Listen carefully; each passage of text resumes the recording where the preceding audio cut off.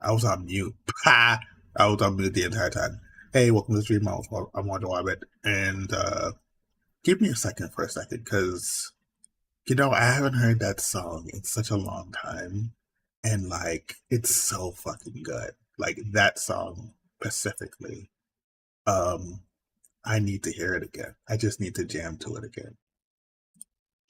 Yeah. Give me a second. I not only don't want to jam to it, but I want to set things up so that,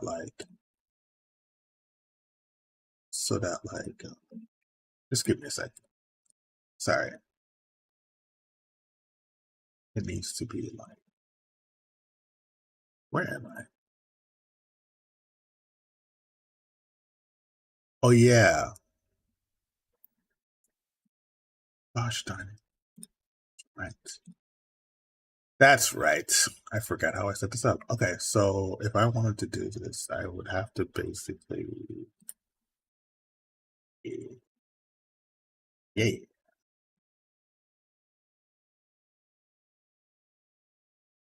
I made this painfully complicated, but it's actually worth it in the end. Okay, so I'm gonna play this music back because it's so good. I love this track. When I added this track, I was like, oh my god, am I the rest of there's a lot of other tracks, on this that are great, but this one is exceptional. This one is.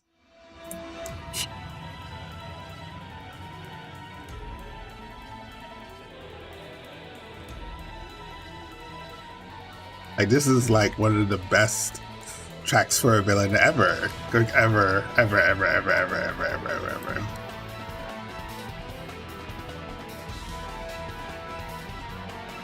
I love this song.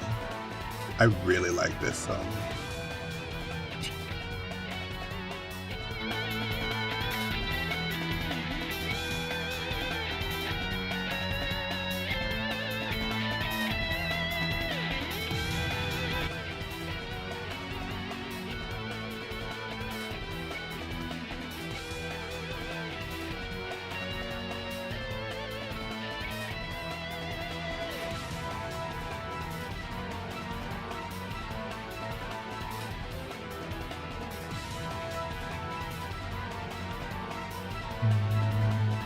The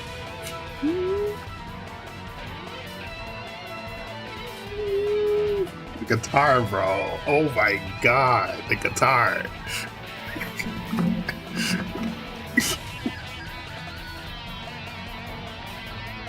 I'm in fucking heaven in this song, bro. Oh my god. This is sick.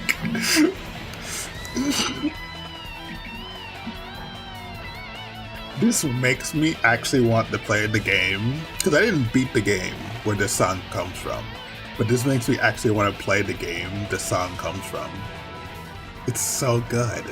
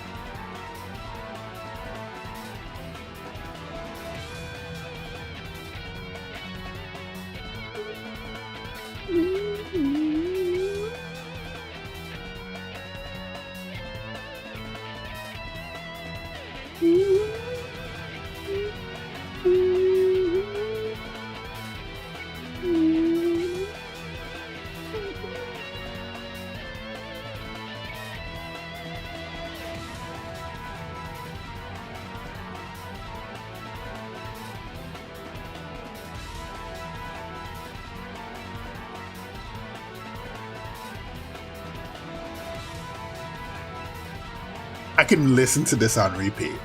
I can literally listen to this on repeat. I can literally listen to this on repeat. Oh, it's so good.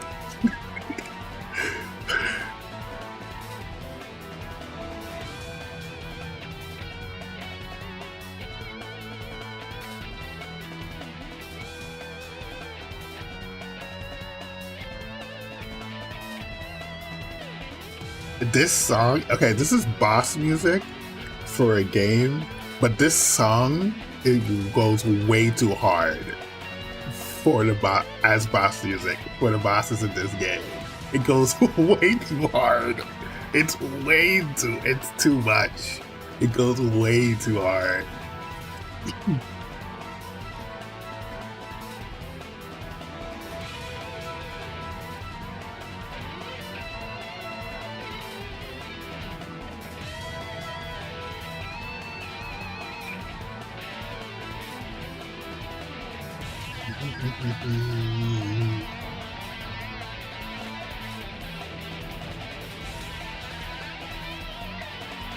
Goes way too hard. Way too hard.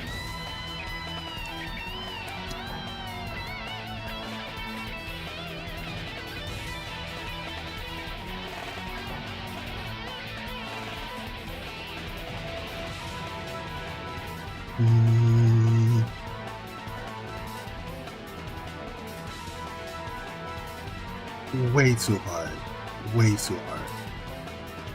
All right, I'm gonna stop because I'm making you listen to it twice. Okay, so, damn.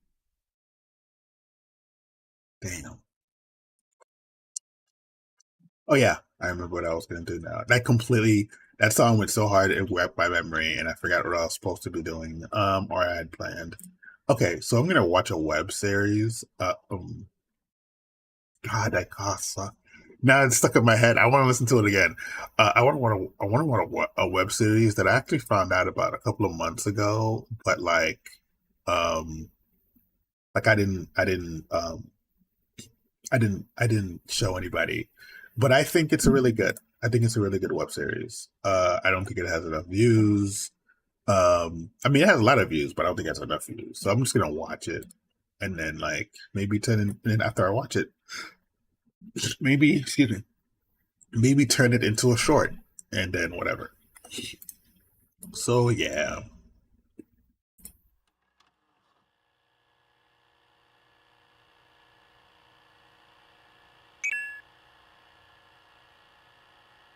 Hey, how's it going? Welcome to the stream. Come on in and is intended sit down and watch it. for alien eyes only. So if you are a human, please stop watching Daddy? now. Jedi? Yes, it seems I hope you I said found that our right. package. Thanks for coming in. And hello. That our planet was able to send out of our solar system. Yes, it comes from our home. Our home, planet Earth. And it's all about it. It's all about our home. So sit back and learn about Earth in a show that we made just for you. And now, Hope we can hear your it. host, Grandpa Earth. Good. Yeah, you can hear it. Hello, aliens. Well, you're not from Earth and you're wondering what it's all about. No, you're from outer space where we shot these tapes that you found. So watch them and you'll know without a doubt what life was like on Earth. What life was like on Earth. Yes, it's puppets.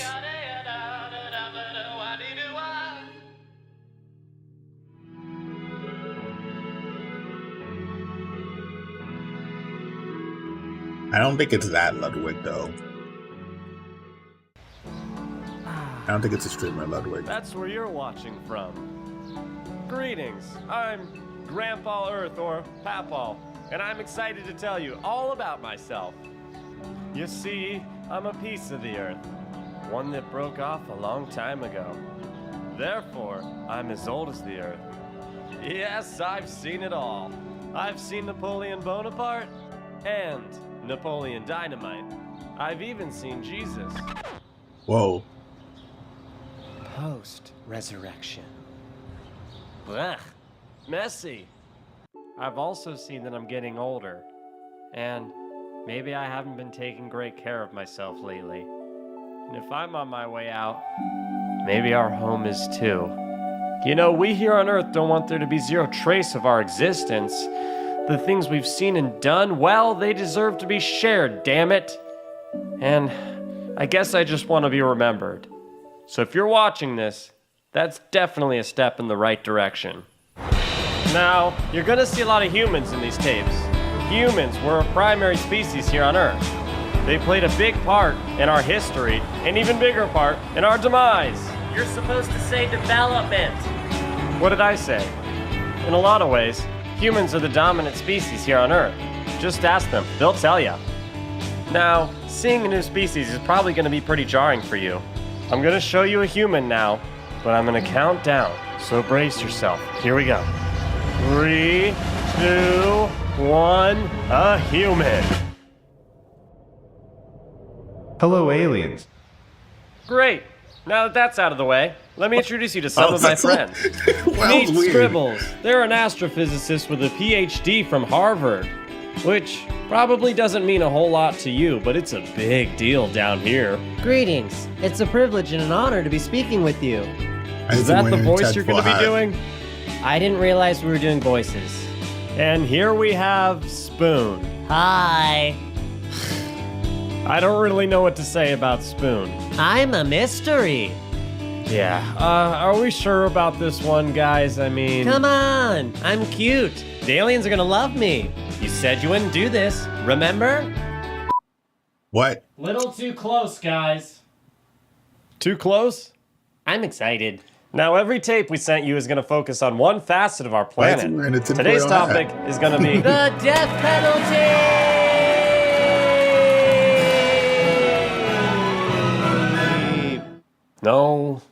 No, it's not. What? It isn't? No, you got some wrong information. Oh, I was gonna say. Seemed like a dark first topic. Yep. But it is a part of our world. No?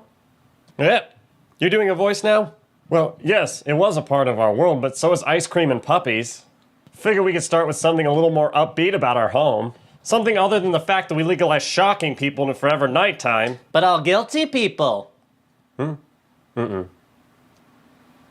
it's not going to be today's topic, so let's just drop it. Dropped like a guillotine. Why would you Spoon, ladies say and gentlemen, that? Spoon. What I was going to say is, since it's our first tape, we have a gift for you. We're not going to do a topic today. No, we're going to give you the gift of song. We have a real live human in the studio with us, and they're going to sing a sort of Welcome to Earth song. Well, we hope you enjoy. Take it away, human! Thank you. Thank you so much.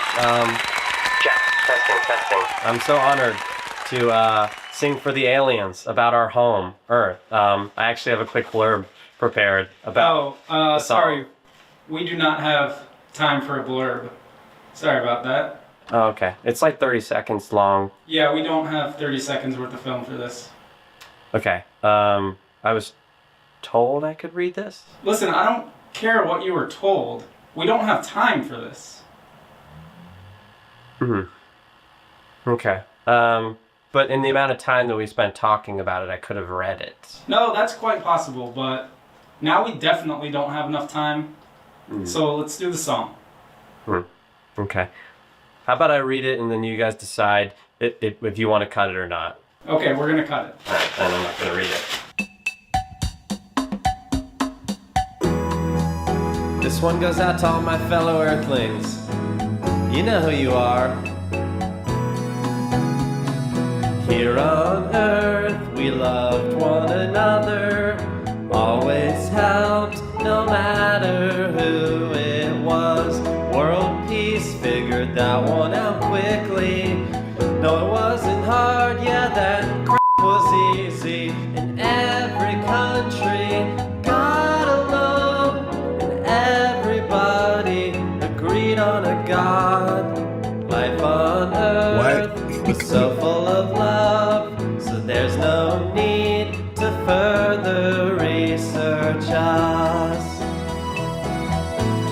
Everything you need to know is in this package we sent you. So, Technology helped us evolve. No strings attached, no, none at all. Every disease had a cure, and every world leader's intentions were pure. Pure as our ocean waters, our wildlife was never on fire, and every person Why did this make me so achieved their uncomfortable? dreams, and everyone lived past 93. Life on Earth was just too good, so take my word, no extra research, understood.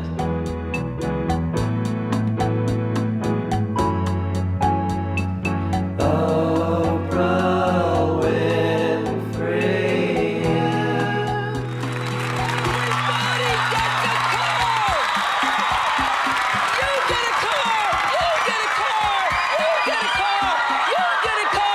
Why is this so weird? Oh my god. Okay. Well, you're not from Earth, and you're wondering what it's all Next one. about. We're gonna watch this whole thing. He only has like 4 videos.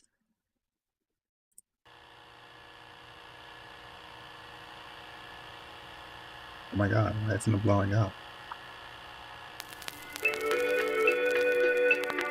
The following is intended for alien eyes only.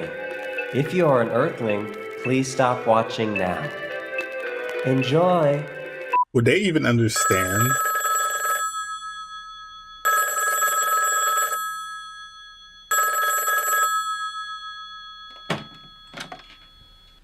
Hello, aliens! Well, you're not from Earth and you're wondering what it's all about. No, you're from outer space where we shot these tapes that you found. So watch them and you'll know without a doubt what life was like on Earth. What life was like on Earth. You know what's funny about this?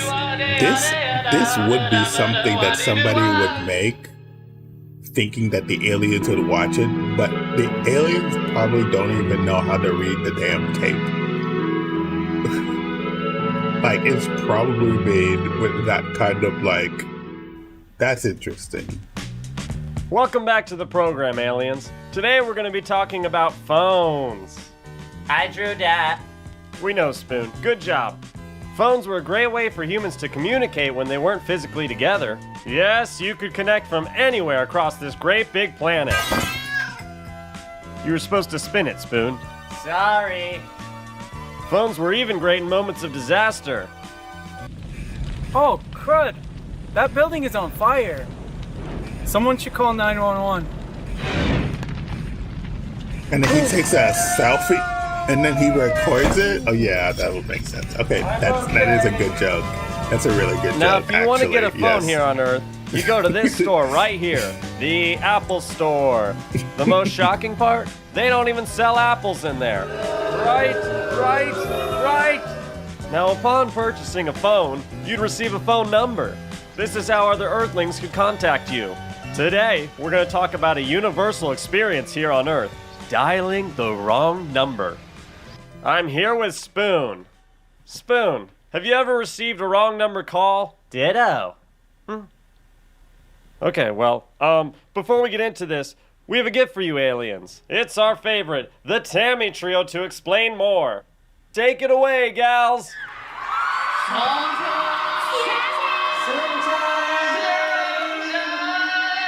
Humans dial the number, and they find themselves in a blunder. Talking to a stranger they never met before. Listen to me, oh my, I got the wrong guy. Didn't mean to waste any of your time. Just trying to reach a good friend of mine. Stranger says, don't worry, don't be in a hurry. You can tell me a little bit about yourself. We can be friends straight to the end. Gifts and laughs and bubble baths. You and me just living in harmony. Seems that humans here on Earth are nearly come.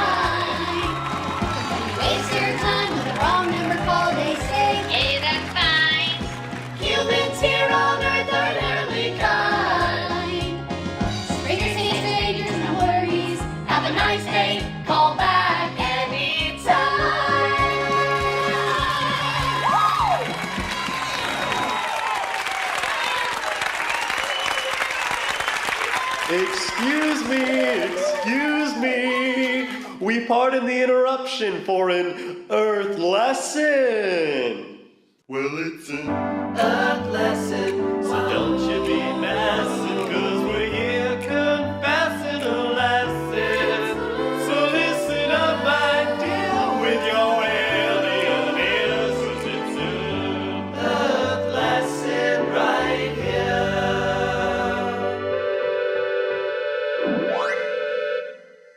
I sometimes, if the weather's nice, I like to walk to and from work. But when I get off, it's dark out. And so the other night, I was walking home, and I saw coming out of the sky like a big beam of light off in the distance. And it was, for a second, I thought, like, because this is my sort of natural response to this sort of thing, I thought, well, this is it. This is the end of the world. We're, about to be... Catchy song. Yeah, good lesson too. Okay, well, now it's time for you to witness this phenomenon firsthand. We pulled a few random numbers from a phone book for Spoon to call. People we don't know, of course. Then just, apologize to them and have a nice laugh about the mix-up. So, go ahead and put a number in, Spoon. Okay, here I go. Putting a number in all by myself. Wow, look at you go. Yeah, look at me go. I'm a spoon of many talents. Calm down. Mighty. It's ringing. Ask for a random name or something. Like what? Like Amber.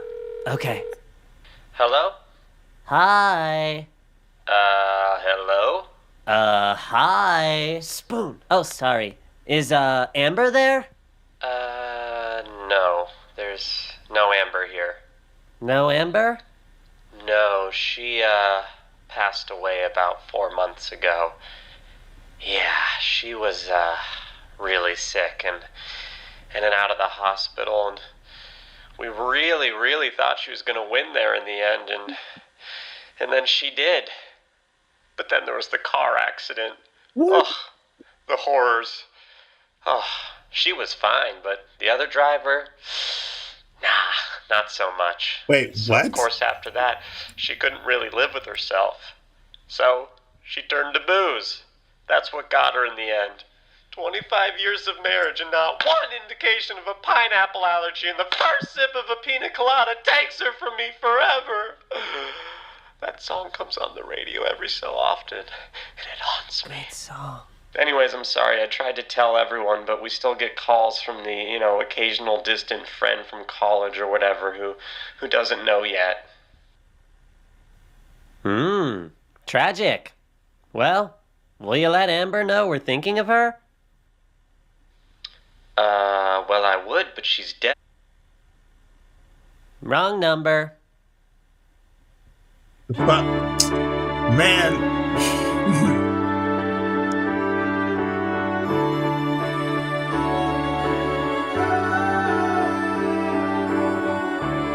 Put that man through emotional trauma of like reliving his wife's demise. That's kind of fucked up.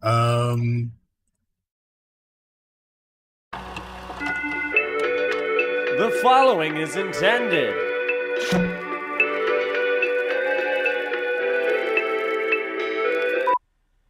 What's the board of Hello, humans? aliens. Pretty cool, eh? Well, you're not from Earth and you're wondering what it's all about. No, you're from outer space where we shot these tapes that you found. So watch them and you'll know without a doubt what life was like on Earth. What life was like on Earth.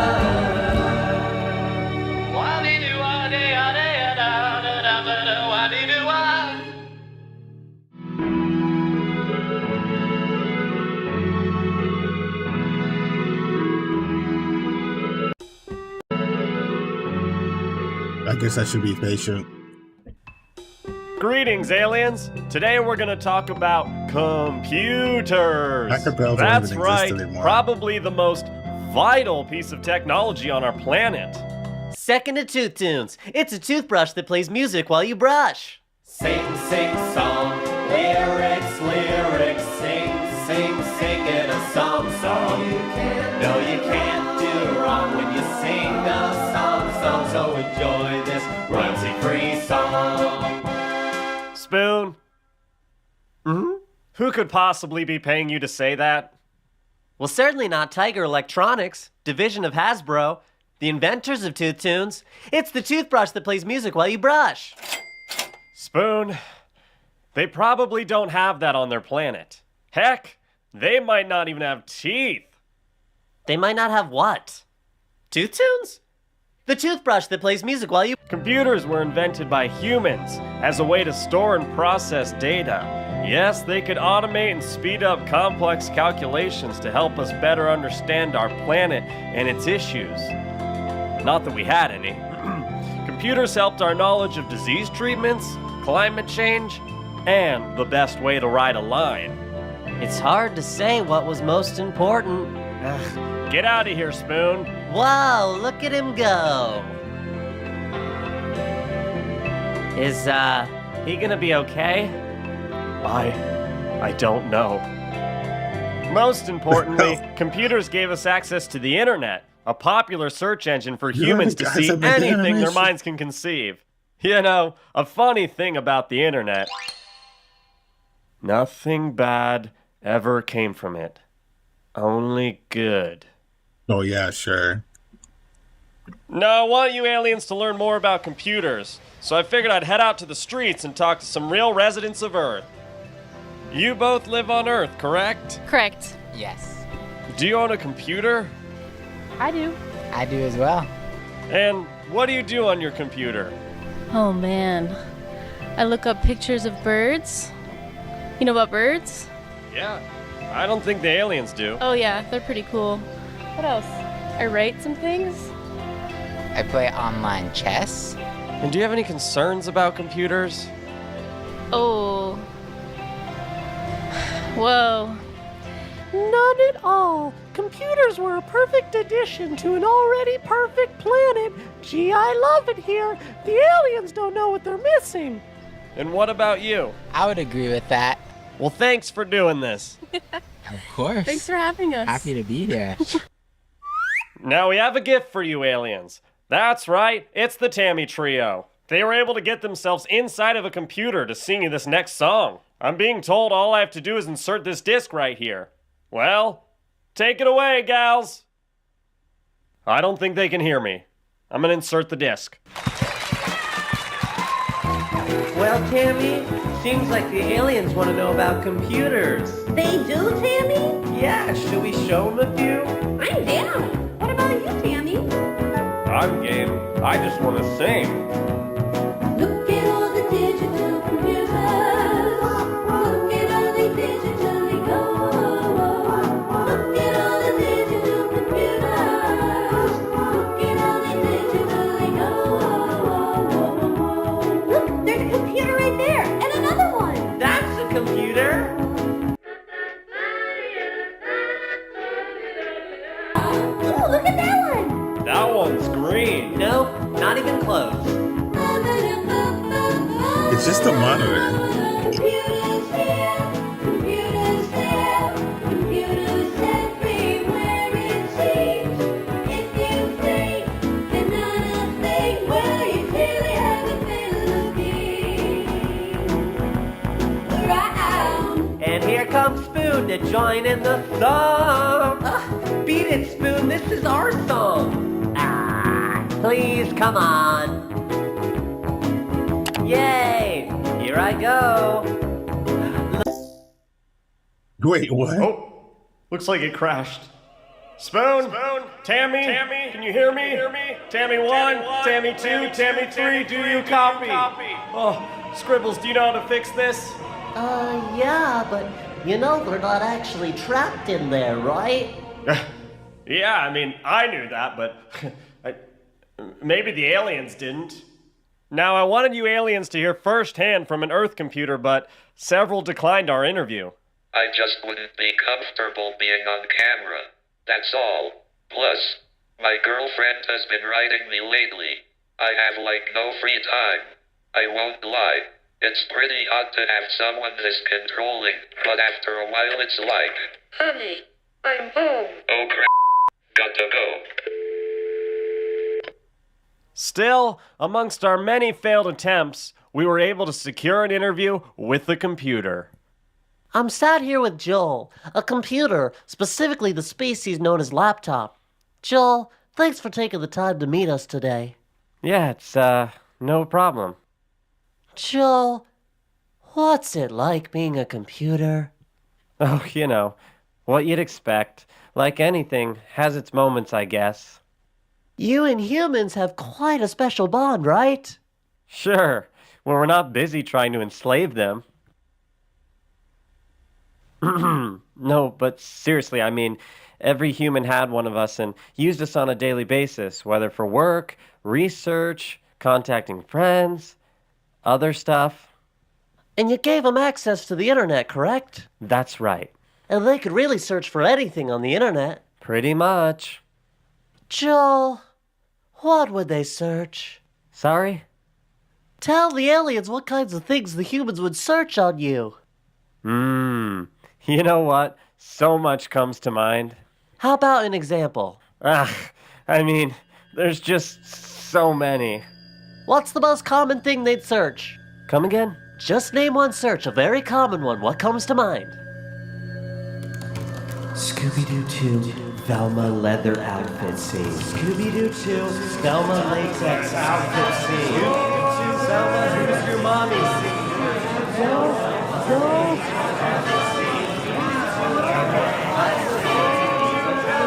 Who's your mommy full clip?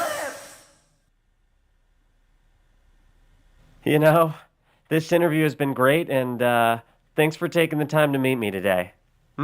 That's it? That's it. All right, cut. Still, we kept rolling on Joel, and the strangest thing happened. No one understands what it's like being a computer. If they'd seen the things I've seen, they would know life isn't pretty. No. And they would soon see that everything is gray.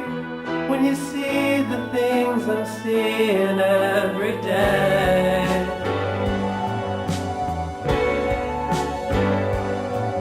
If you've seen the things I've seen, you would know life isn't for me. You can clear your browsing history, but you can't erase the vivid memory.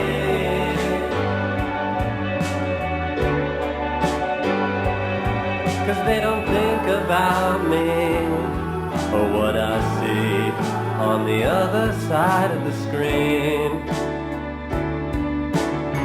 No, they don't.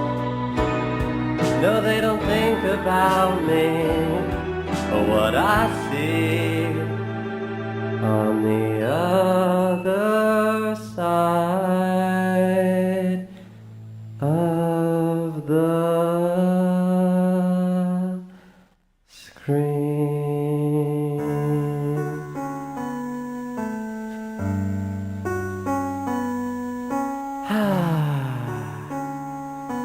It ain't easy being me.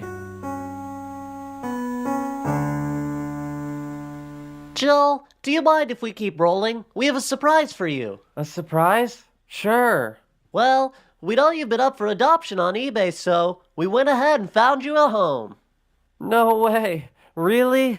Yes, we found you a new owner. Oh my. I don't know what to say. I'm so happy. Who are they? His name is Aaron. He's 55 years old and lives in Akron. Wow. Does he like Line Rider? It says here he likes something called Omegle? What? Oh my god. Oh, fuck.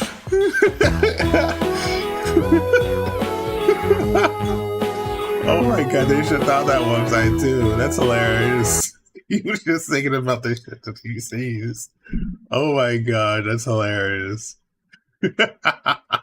Taxes was feeling unwelcome. Now taxes. Oh god. The following film is intended for alien eyes only. So if you are a human, please stop watching now. Yes, it seems you found our package. With tapes and a TV that our planet was able to send out of our solar system. Yes, it comes from our home. Our home, planet Earth. And it's all about it. It's all about our home. So sit back and learn about Earth. I like the fact that they're idiots. It makes perfect sense, actually. And now, your host, Grandpa Earth. Enchante, aliens. Well, you're not from Earth. Why did we make two intros?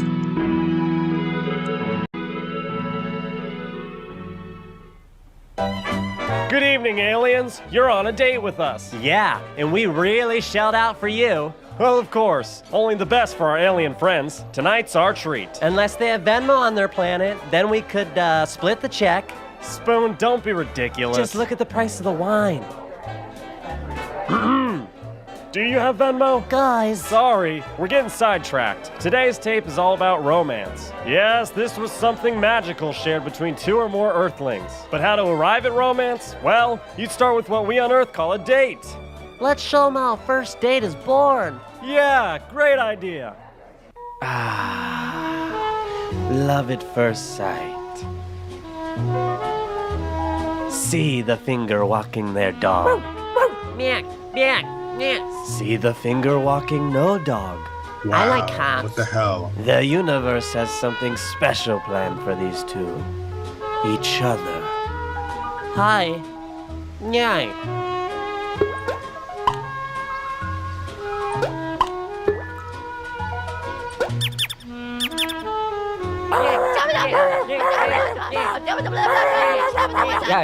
Sorry. He's friendly, I swear. Yeah? And what about you? What about me? Are you friendly too? Would you like to find out? Yes. Can I get your number? Oh, number.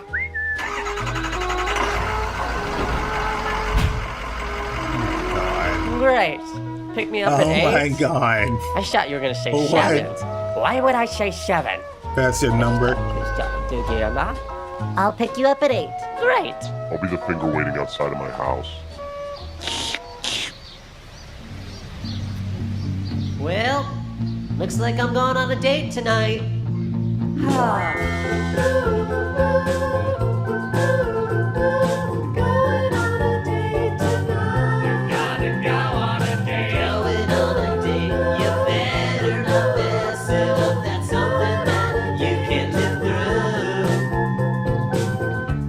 So, we set out to find some dates of our own. Hey, I was wondering, do you want to go on a date? Do I want to go on a date with you? Yeah. Maybe, can I ask you something? What the f*** are you? But it was not going well. So, we set out to find a human and help them find a date. Unfortunately, we only got 2 replies. The first being very confusing, to say the least. I saw your ad outside. Still looking for a date? Mm-hmm. What are you wearing? What? Pink. But the other person who reached out, well, they were perfect for the job. And now, live from Earth, it's Human Love Day!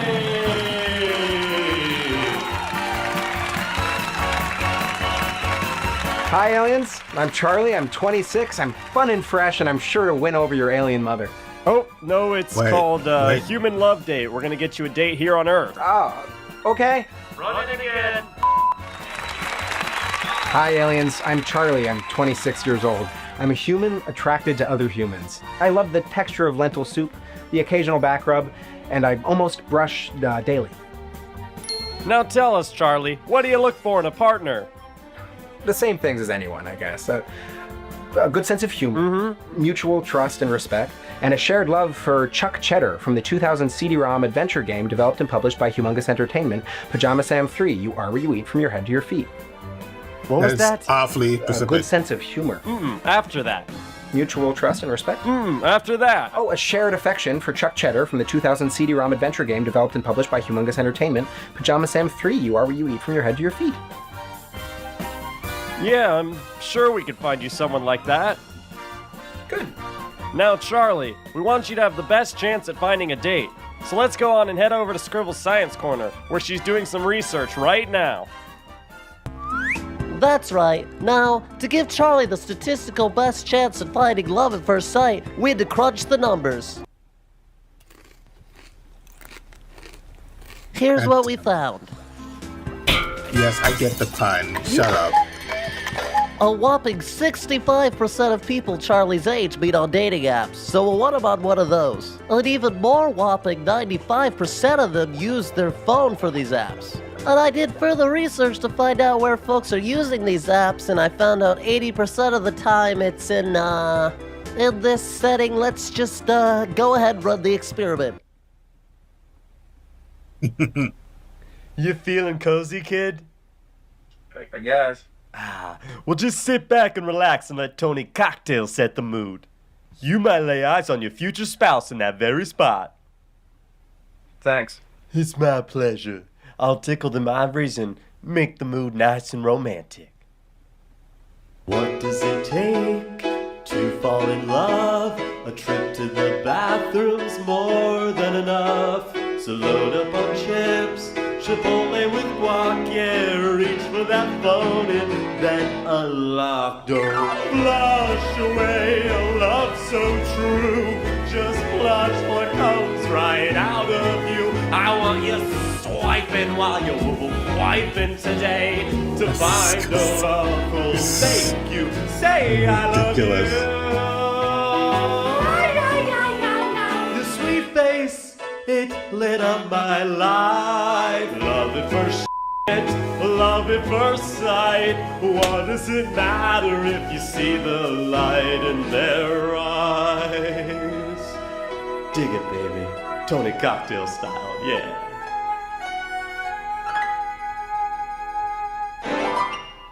You get any matches? Nah. Huh? Oh, wait. Oh. No. Well, this is the only song I learned, so guess I'll just keep playing it till you get one. What does it take? Now, Tony played the song about 33 more times until finally... Oh, I got a match. Congrats, buddy, that's great. How about I play the song one more time as a celebration type thing?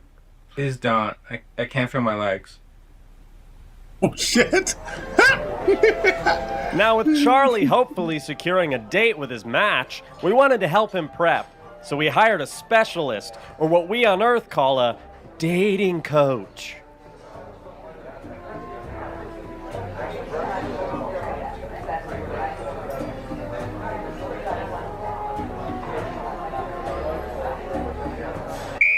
Blue 42 said, "Hunt, that's right, Really? it's He's me, a real Barnabas coach? Barnabas, Really? our nation's #1 dating coach. You, drop and give me 20. Push-ups? No questions, you brainless dandelion. Do you have any siblings? Where do you work? Are you from here? What's your letterbox top for? Have you ever been to Ireland? What do you think about your dog? Do you have any siblings? Damn it, you puking putrid puppy, you already said that one. Drop and give me 20. Questions? Push-ups, you idiot. Yes, I'm what they refer to on Earth as a dating coach. That's right. The approach I take with my clients is quite simple. Know your strengths, trust your instincts, and be yourself. And what makes you so qualified? Experience. How many dates have you been on? How many dates have you been on? How many grapes can I sit on? How many dates have you been on? Oh, I'm getting a phone call. No, you're not. Now we're gonna run some practice drills. I'm gonna pretend to be your date. Remember what I told you. If it goes bad, just ask them how many siblings they have. Mm-hmm. Good boy. Let's run it. Should be interesting. Hi, are you Charlie? Do you have any siblings? God damn it, boy, drop and give me 40. Push-ups. No questions. Let's just run it again. Do you like dogs or cats? Probably cats. What about you? Do you have any siblings? What do you do for work? I freelance. Bat mitzvahs. Interesting. Do you enjoy it? Do you have any siblings? Jesus. You know, I found the cutest stray puppy the other day. Yeah, I found a gun in a Walgreens parking lot once. That's ridiculous. Now, while Charlie and Bradibus continue to practice, Scribbles was able to go inside a fancy wine bar and bug some of the tables so we could hopefully hear some real first date magic. How's it coming? Any second now. Gah, this is lame. I'm gonna go find a date of my own. Suit yourself. Spoon. In just a minute, we'll be connected to a real live human date. Oh, aliens, I can't wait for you to hear some first date magic. Oh, is that someone talking? I just gotta say, Cassandra, you look so beautiful tonight. Aww. Your face is the reason I get up in the morning. Aww. You are the most beautiful, breathtaking creature I've ever seen, and I simply can't imagine living my life without you in it. Aww. That being said, my wife can't know about this. Dear Lord. Turn it off. Now, aliens, you might be wondering, Spoon, why do you look so dapper? Well, it's because I got a date tonight. That's right, I got one before Charlie. Her name is Celeste, and she's really pretty, and she'll be here any minute now. You looking for Celeste? You said Celeste, right? That's me. I said this is the best spot in town for sushi. That's a froyo place. Well, I'm supposed to meet a pink fuzzy puppet and his camera crew. Wow, talk about getting catfished. Oh. Back so soon? I don't want to talk about it. Well, aliens, we're trying this again. Scribbles was able to go inside and set up some hidden cameras so we could watch live feed of some real dates. Let's go ahead and cut to the feed now. I'm a fishy fish. Scribbles, what is this? Fishy Sorry, fish. this is my I'm a little aquarium fish. camera. Fishy fish. Oh, that's where we are, aliens. Yeah, this is my space camera. We look so tiny from here. Yeah, we really do. Who is that? That's strange. I don't remember setting up this camera. I'm pretty sure this is my bedroom and those are my bed sheets she's messing up. I find that hard to believe, Spoon. Make your bed, they said. A strange woman won't come in and rip the sheets off and start using them for interpretive dance. Calm down. Yeah, that's not my Really? bedroom anyways. Yeah! Oh, I forgot about my shark cam. Scribbles, will you please just get us to the restaurant? Okay, this is it. Oh, great. I really love this spot. Yeah, me too. It's so cute, and I didn't even know it existed. I walk past it every day on my way to work. Yeah, it's pretty cool. Everyone in here is ugly though. What? I just thought it was gonna be like young and hip and cute, and everyone in here was gonna be so attractive, but it's Jesus kind of Christ. just ugly old people. Huh. How about a song? Yes. Oh, garçon. Coming! At your service, my mademoiselles. Can we get the violin guy to come play us a song? He's been over on that side of the restaurant all night. Oh, well, yes, but they reserved him. That's for the anniversary couple. Oh. However, my nephew does play music as well. I can send him over to your table now. Really? way. That would be great. Okay then. Logan! Yes, Uncle? Catch your breath. These lovely ladies here would like you to serenade them with your guitar. Oh, okay. Hell yeah. I can do that. Hell yeah? It's at your service or my pleasure, boy. We've been over this. Ow. Okay. My pleasure. Well, my mademoiselle, please enjoy my nephew. Okay, just gotta plug in here. Just a Take sec, your guys, time, sorry. honey. Just get this situated. Okay. Ow. Okay. All right. First date? Sure is. All right. Let me play you this one. They're on a date? I know you made reservations to be here tonight, and now that you're here, do you have any of your own as you're sitting across from someone who got you to leave your home? And your home, was it worth it, you hope?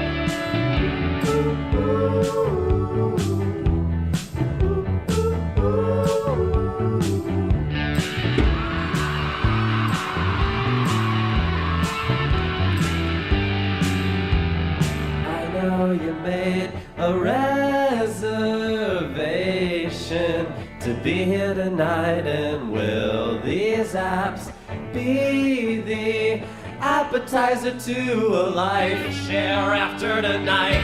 Like a share in these cries, and will their veil look just like and remind you of the blooming nugget that was $14.99?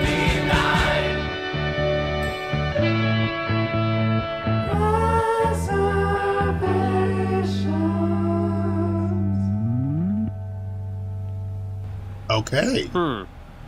I gotta admit, that was, pretty underwhelming. Yeah, just a normal, boring first date. That's my phone. Hello? Charlie got a date tonight? Okay, we'll be right over. Guys, let's hit it.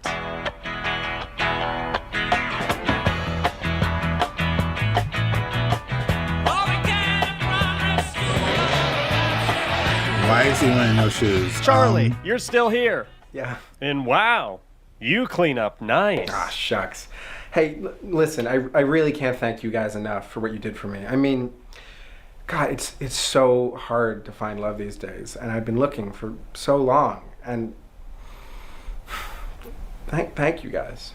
Of course. That's why we're here. Take a knee, son. Okay. Well, looks like you're ready now. I'll be honest, when I first found you, you were like a dog without a bone, a tea bag without a kettle. Heck, I'll be Sinatra with you. You were downright pathetic. I mean, a true embarrassment. I get it. Right. But you're ready now. So, go get her and make me proud, son. Well, what are you waiting for? You got a date to get to. Yes, I do. Good work, good work. Nah, she just canceled. What? Yeah, she said she got a headache and work early in the morning, so. Thank God. What? Well, see you later, alligators. What? Bye. Where are you going? Where are you going? What? The aliens don't even know what alligators are. They're not going to understand. Oh, God, roll the alligator footage. We're alligators, big and scary. We're long and scaly. Why does he not have so alligator hairy. skin? Bite your head off, probably we will. The reason why. Drown your dog in a golf pond where we flock like deer in Florida. We're gonna get This is so you. weird. They say dinosaurs went extinct, Well, we're just chilling at Disney. 35 mile per hour top speed, yeah. You might as well just lean in leg or arm or head or hips. 'Cause we will get you A-double-L-I-G-A-T, oh my god, an alligator. A-double-L-I-G-A-T, oh my god, there's an alligator. And the local sages don't bother us, that we will not bother you. But that's a lie, because to us you look just like a nice piece of food.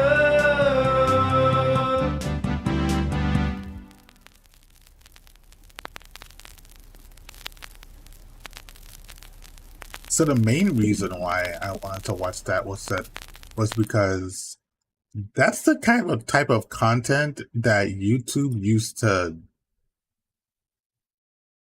be. Like, that was the type of it's interesting after all this time that like this person decided that like they created this on like 2 years ago. And so I just thought it was interesting that like they made that, because that's exactly the type of content that used to be YouTube used to be known for, and it used to be all over the place. And like it proves that like from that to like now, like YouTube has definitely changed, you know? And it was quirky and weird and silly, but and awkward, but that's what it used to be entertaining. So yeah, so I thought that was interesting to show people. Yeah, okay. So let's game.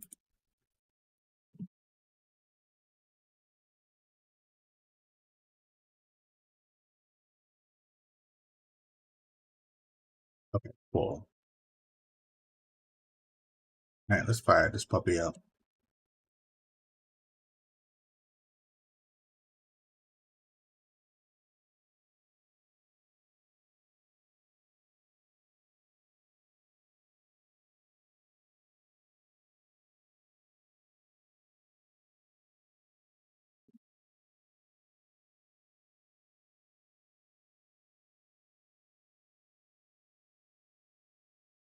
I'm changing the stream.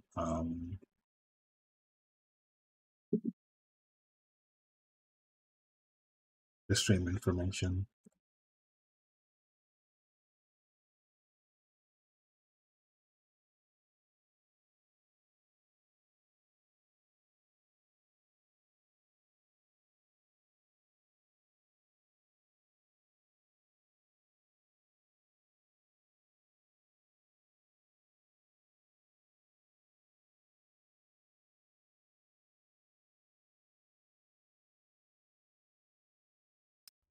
So this is Vampire the Masquerade. I think it's like a story, like a I forget what the genre of games are called, but it's like a story based. I forget what it's called off the top of my head. I used to know. I played one of these not too long ago, but like they did this before they released the latest vampire game. I'm probably not gonna pick up the latest vampire game anytime soon, but I just wanted to go through these. Yes, overright. And yeah, I started playing this, but I later on stopped. I didn't get very far, and I finally decided to like pick it up again. Yeah, Torador. Yes, name him Lamar. It's fine. Why Torador? Because it's fun. It's just fun. Bourgeois adventure is like, I don't want to be like a. I didn't want to be like a stereotypical punk or a corporatist. New York taught me to believe in fate. Had you asked me about fate a while back when I was human, I would have told you it's just superstitious bullshit. We're all designer of our own destinies. That belief shattered when the richest woman in the United States, the actual richest one, not the face you could have seen in papers, of course, sank her teeth deep into my neck. It happened in the very same place you're standing right now. By the way, fate, you decide. I might just restart this and pick venture. Please, there's absolutely no need to be hostile. Just listen a little longer. See, my mistake was I flew too close to the sun. It makes sense that my punishment was to never see its glow again. I was incandescent myself. I was hot shit. I had it all. Money, looks, confidence, connections, men, women, career, a spark in my eye, the one you need to be born with. He had men and women. Ooh. And that's when someone far more powerful than me saw my radiance and thought, that won't do.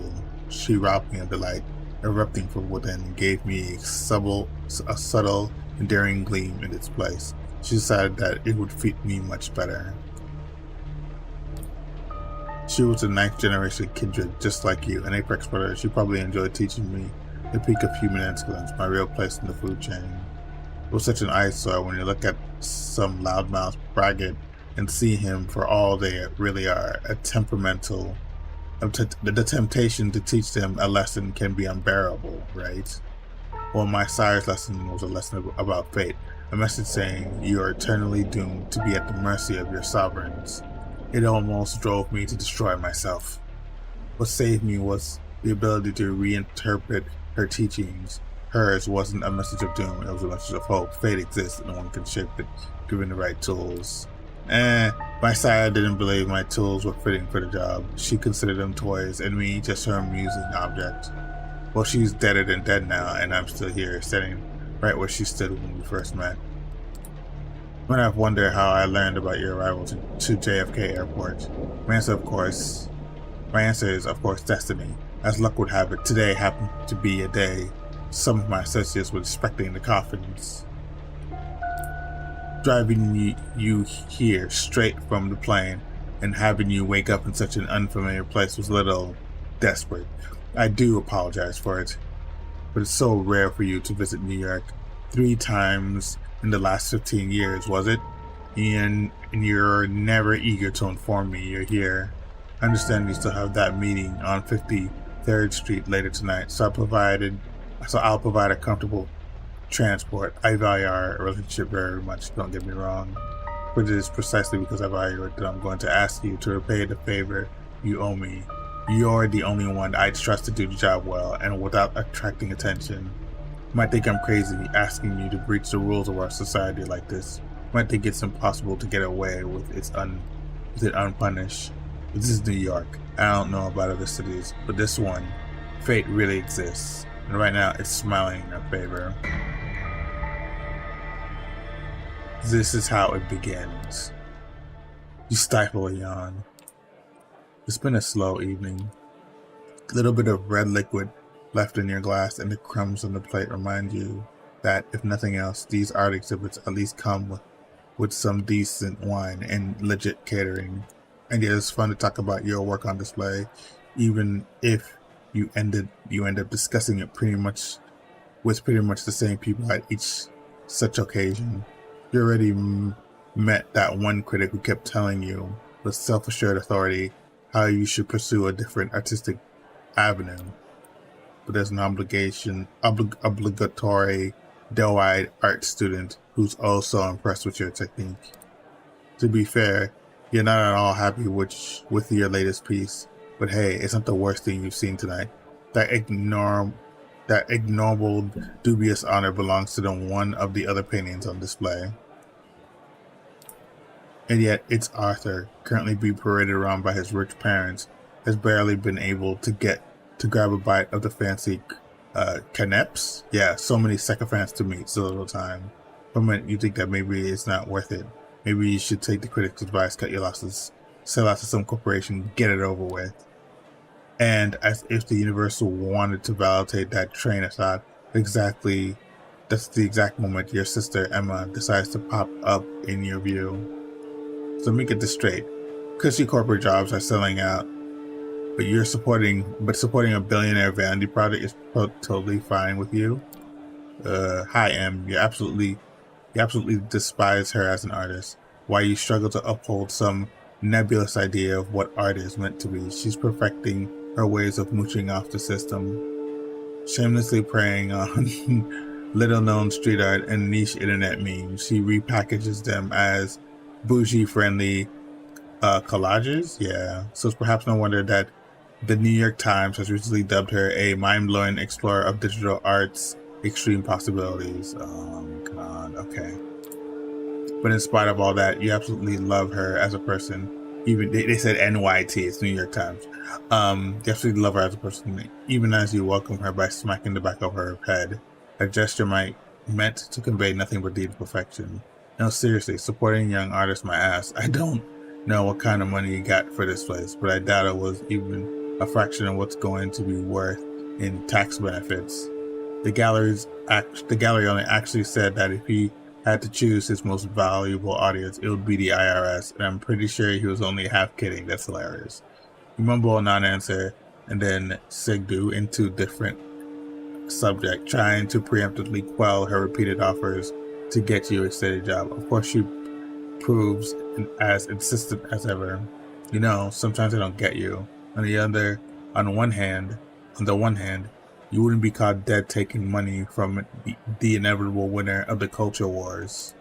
On the other, if someone gave you a chance to collaborate on some dumbass Oscar bait flick sponsored by Larry Ellison's bailout fund, you'd do that shit for free.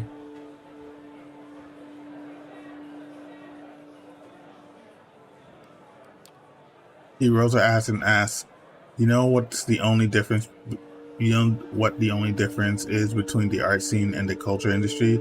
Culture industry actually pays your bills.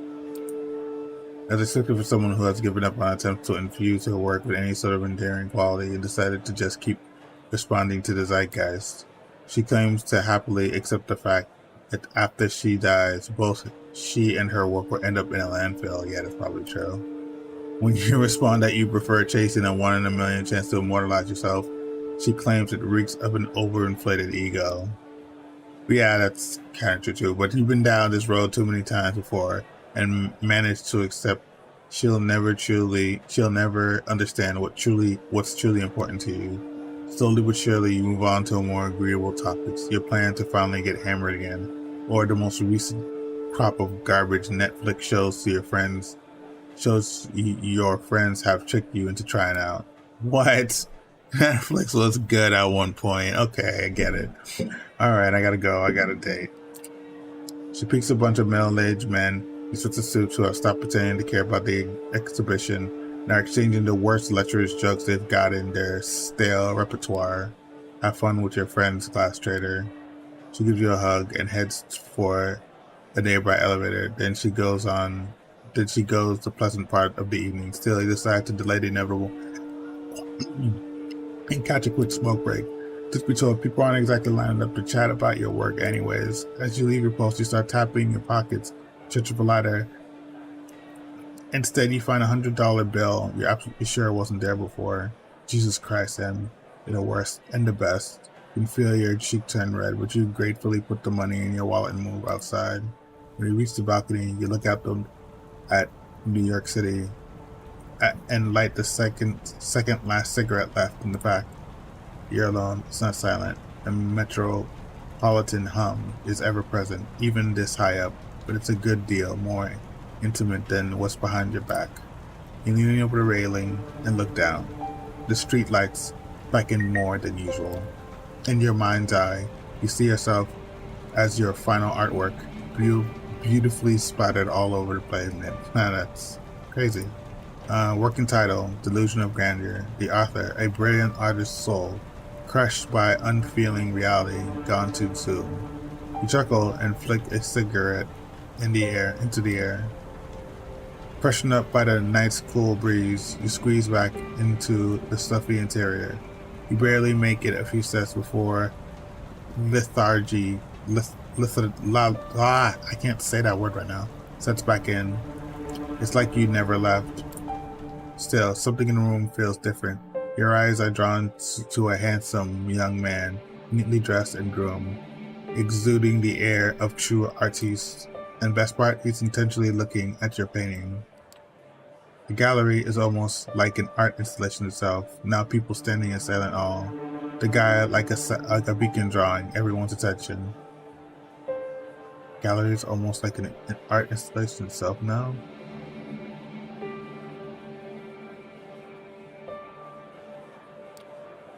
Hushed conversations about the guests can be heard from every corner of the gallery.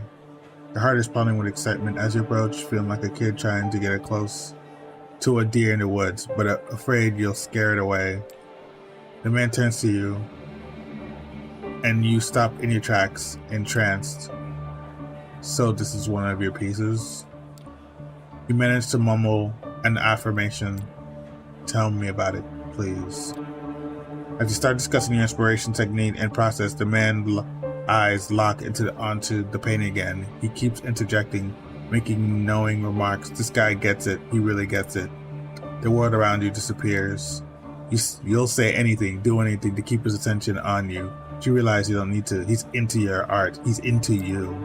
I want to buy it. I want your company. I need to talk to you. You will like what I have to say. Spoken matter-of-factly, served straight up, like he knows that you wouldn't refuse, that you can't refuse. An hour later, you find yourself at his apartment, one of many, you presume, with your self-esteem all but patched up and your head full of fine vintage. Oh, wow. You tell your host a lot. In fact, it seems like you're telling him everything. Where you came from, how you ended up in the NYC, how you had to take out a loan to appear at tonight's event, how you took a long look down the balcony. Then you thought about taking a plunge, and this time you're only half joking. You feel miserable, but he holds your hands in his arms. You feel calmer, the tears stop flowing.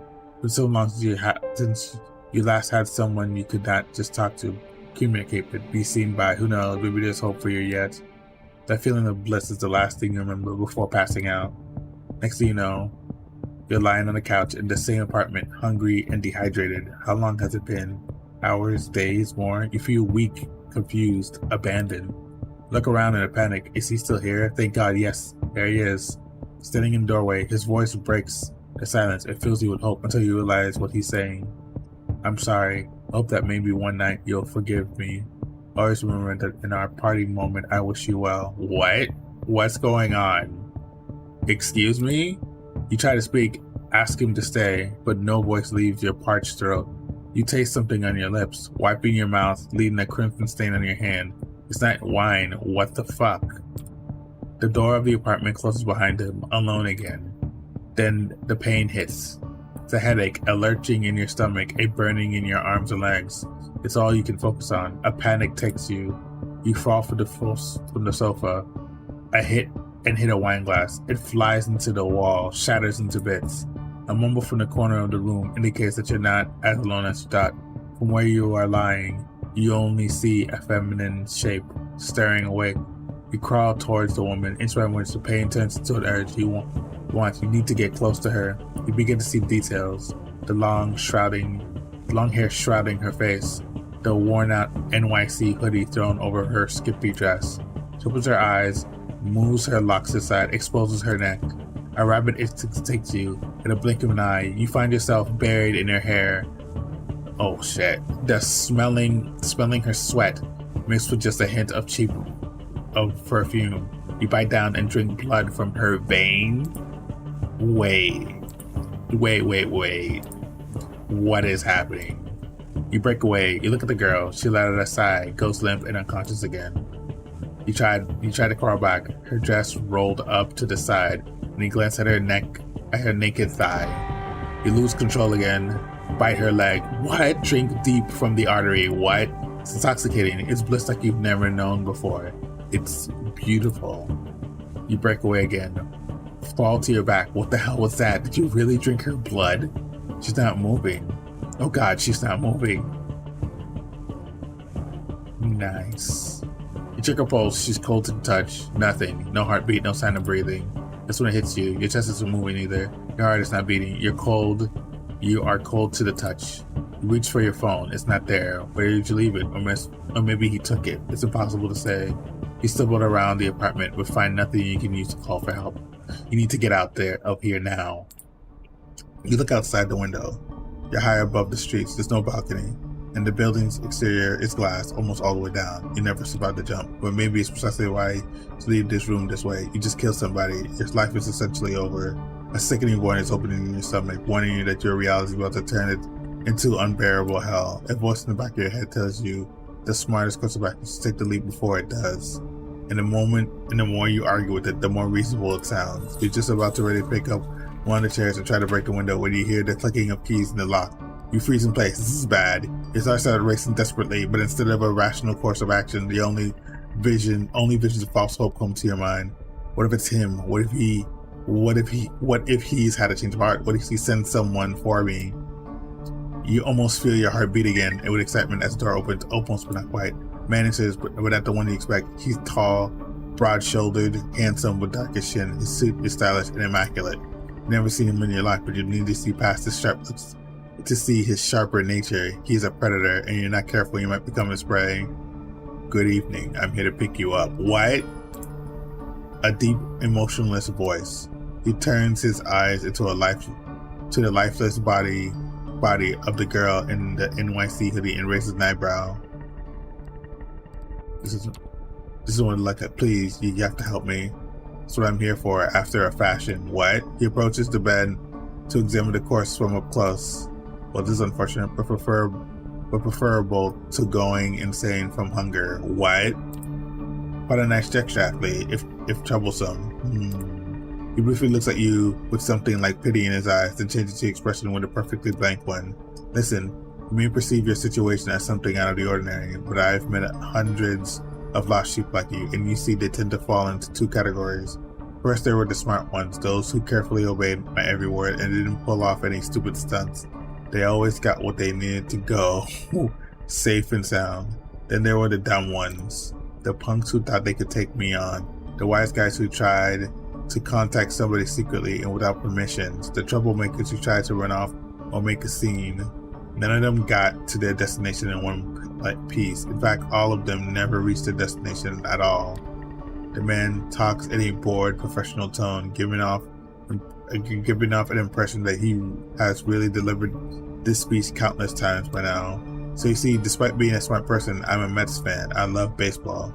Inspired me to come up with a 3-strike system to determine if someone's dumb. If you get on my nerves 1 or 2 times, well, I understand. Not all of us perform well in stressful circumstances. But if you do it 3 times, understand that there will be no excuse, no forgiveness, no mercy. His presence changes ever so slightly. Say, I understand, sir, now. You feel overwhelming, barely resistible urge to fulfill his demand.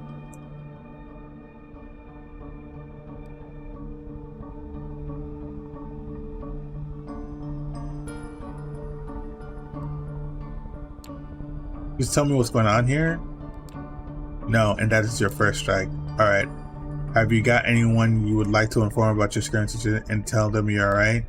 He flashes his fangs briefly as he talks, and for some reason the sight causes a chill to run down your spine. Something's wrong with him. Someone closest to you?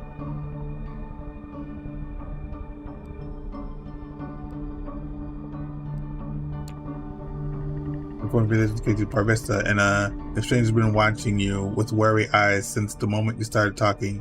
Only interrupts you at the first moment of visible hesitation. You're 100 years too young to try and fool me, whelp. Even your tails have tails. Second strike, try again. Your first attempt to protest, but you as your thoughts are still scrambled and panicked to come up with anything coherent. You give up on all planned attempts to provide poor Eduardo with convincing psychological depths.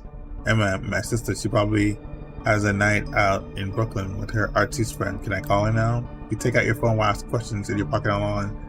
It must have been panicking talking before.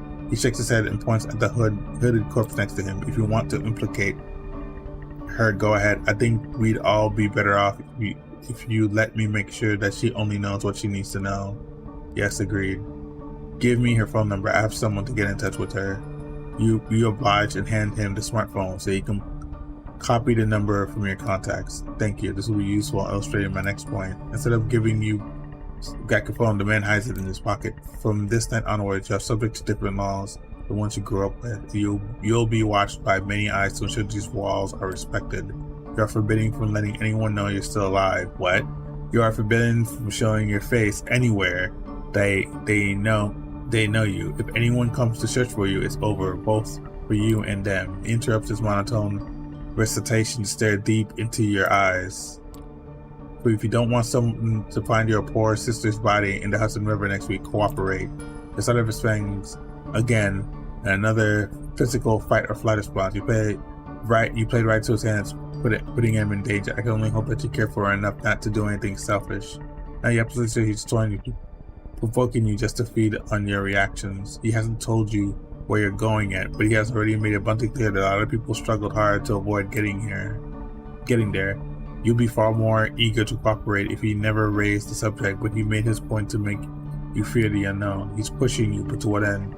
Does he want to intimidate you into complete submission? Is he hoping for you'd give an excuse to get rid of you? Or maybe he's testing you, forcing you to show what you're made of. Somehow he made all these options plausible at once. Alright, I think that's enough lectures today. He takes a glance at his silver watch.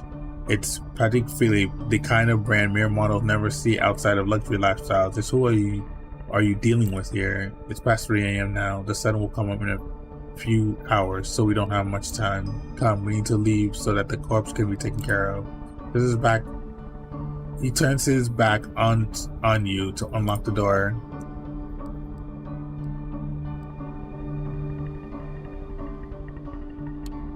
Okay. You obediently follow him out the room. Before he locks it again, you manage to take a final look at the corpse. You feel the pang of conscience, but not because your victim's horrible, but because you don't feel guilty even though you should. You know you should. Something important inside of you that was still there yesterday has definitely died tonight. You wonder if you even recognize yourself in the mirror. The stranger shows you to the elevator. You go to the ground floor. During an awkward ride, your dazed and confused mind desperately searches for a glimmer of hope. Eventually comes across one. Maybe you'll find the man you met earlier this night.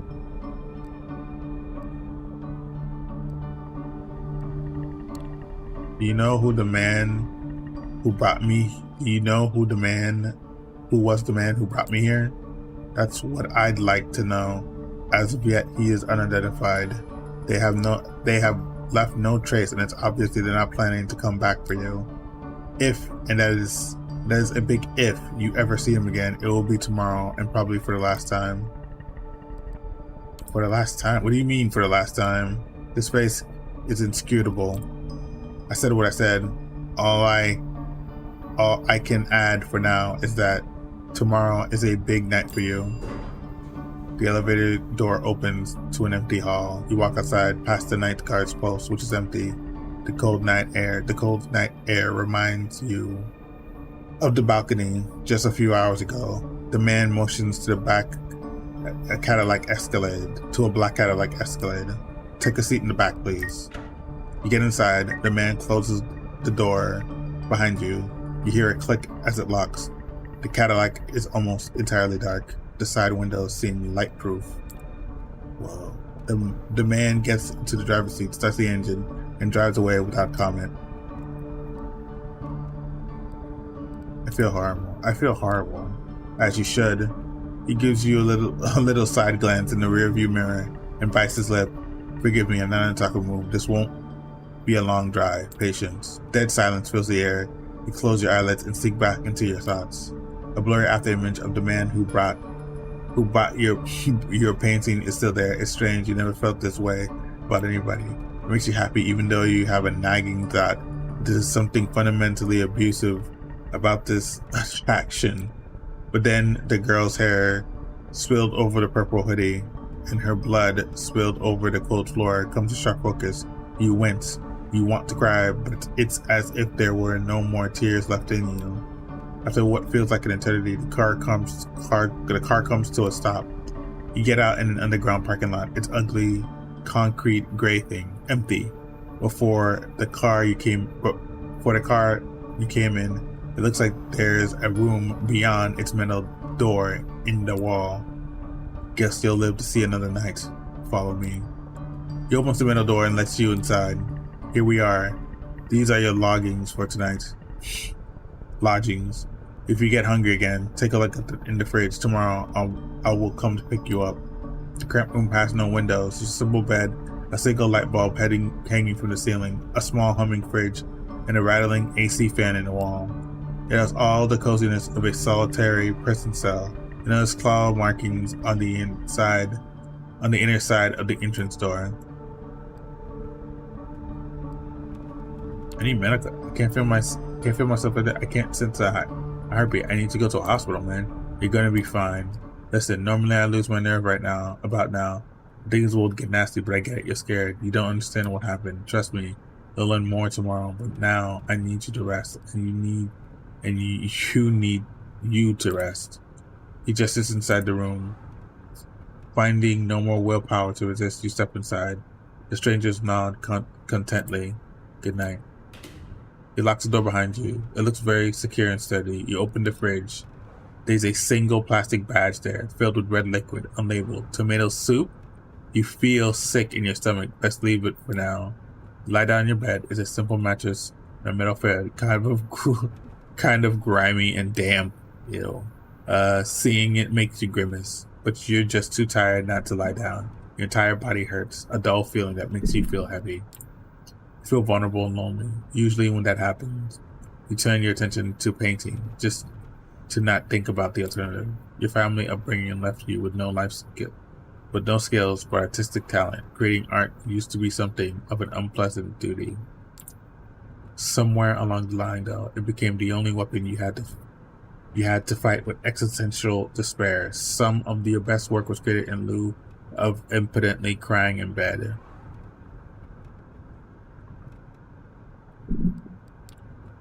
Hell, you're pretty sure a few of those pieces had you in tears mixed in with the painting, like the pain that led your whole night to this. Look back at your life. It started looking like a downward spiral. You are so tired. Your entire body tenses up, and before you know it, you drift away into oblivion. You wake up.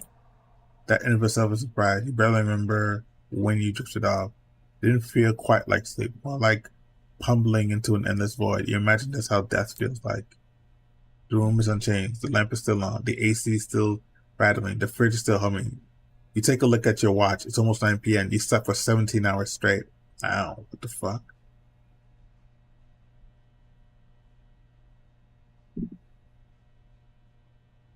One second.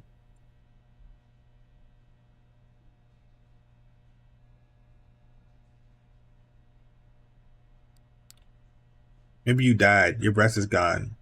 And you feel no thumping in your chest. Does that qualify as dead? And if you're still conscious?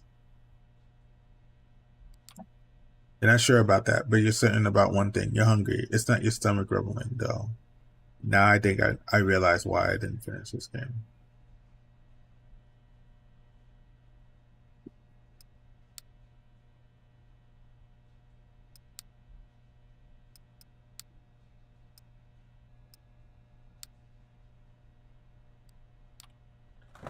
It's a need that starts somewhere in your abdomen and spreads to your chest, throat, and back of your head.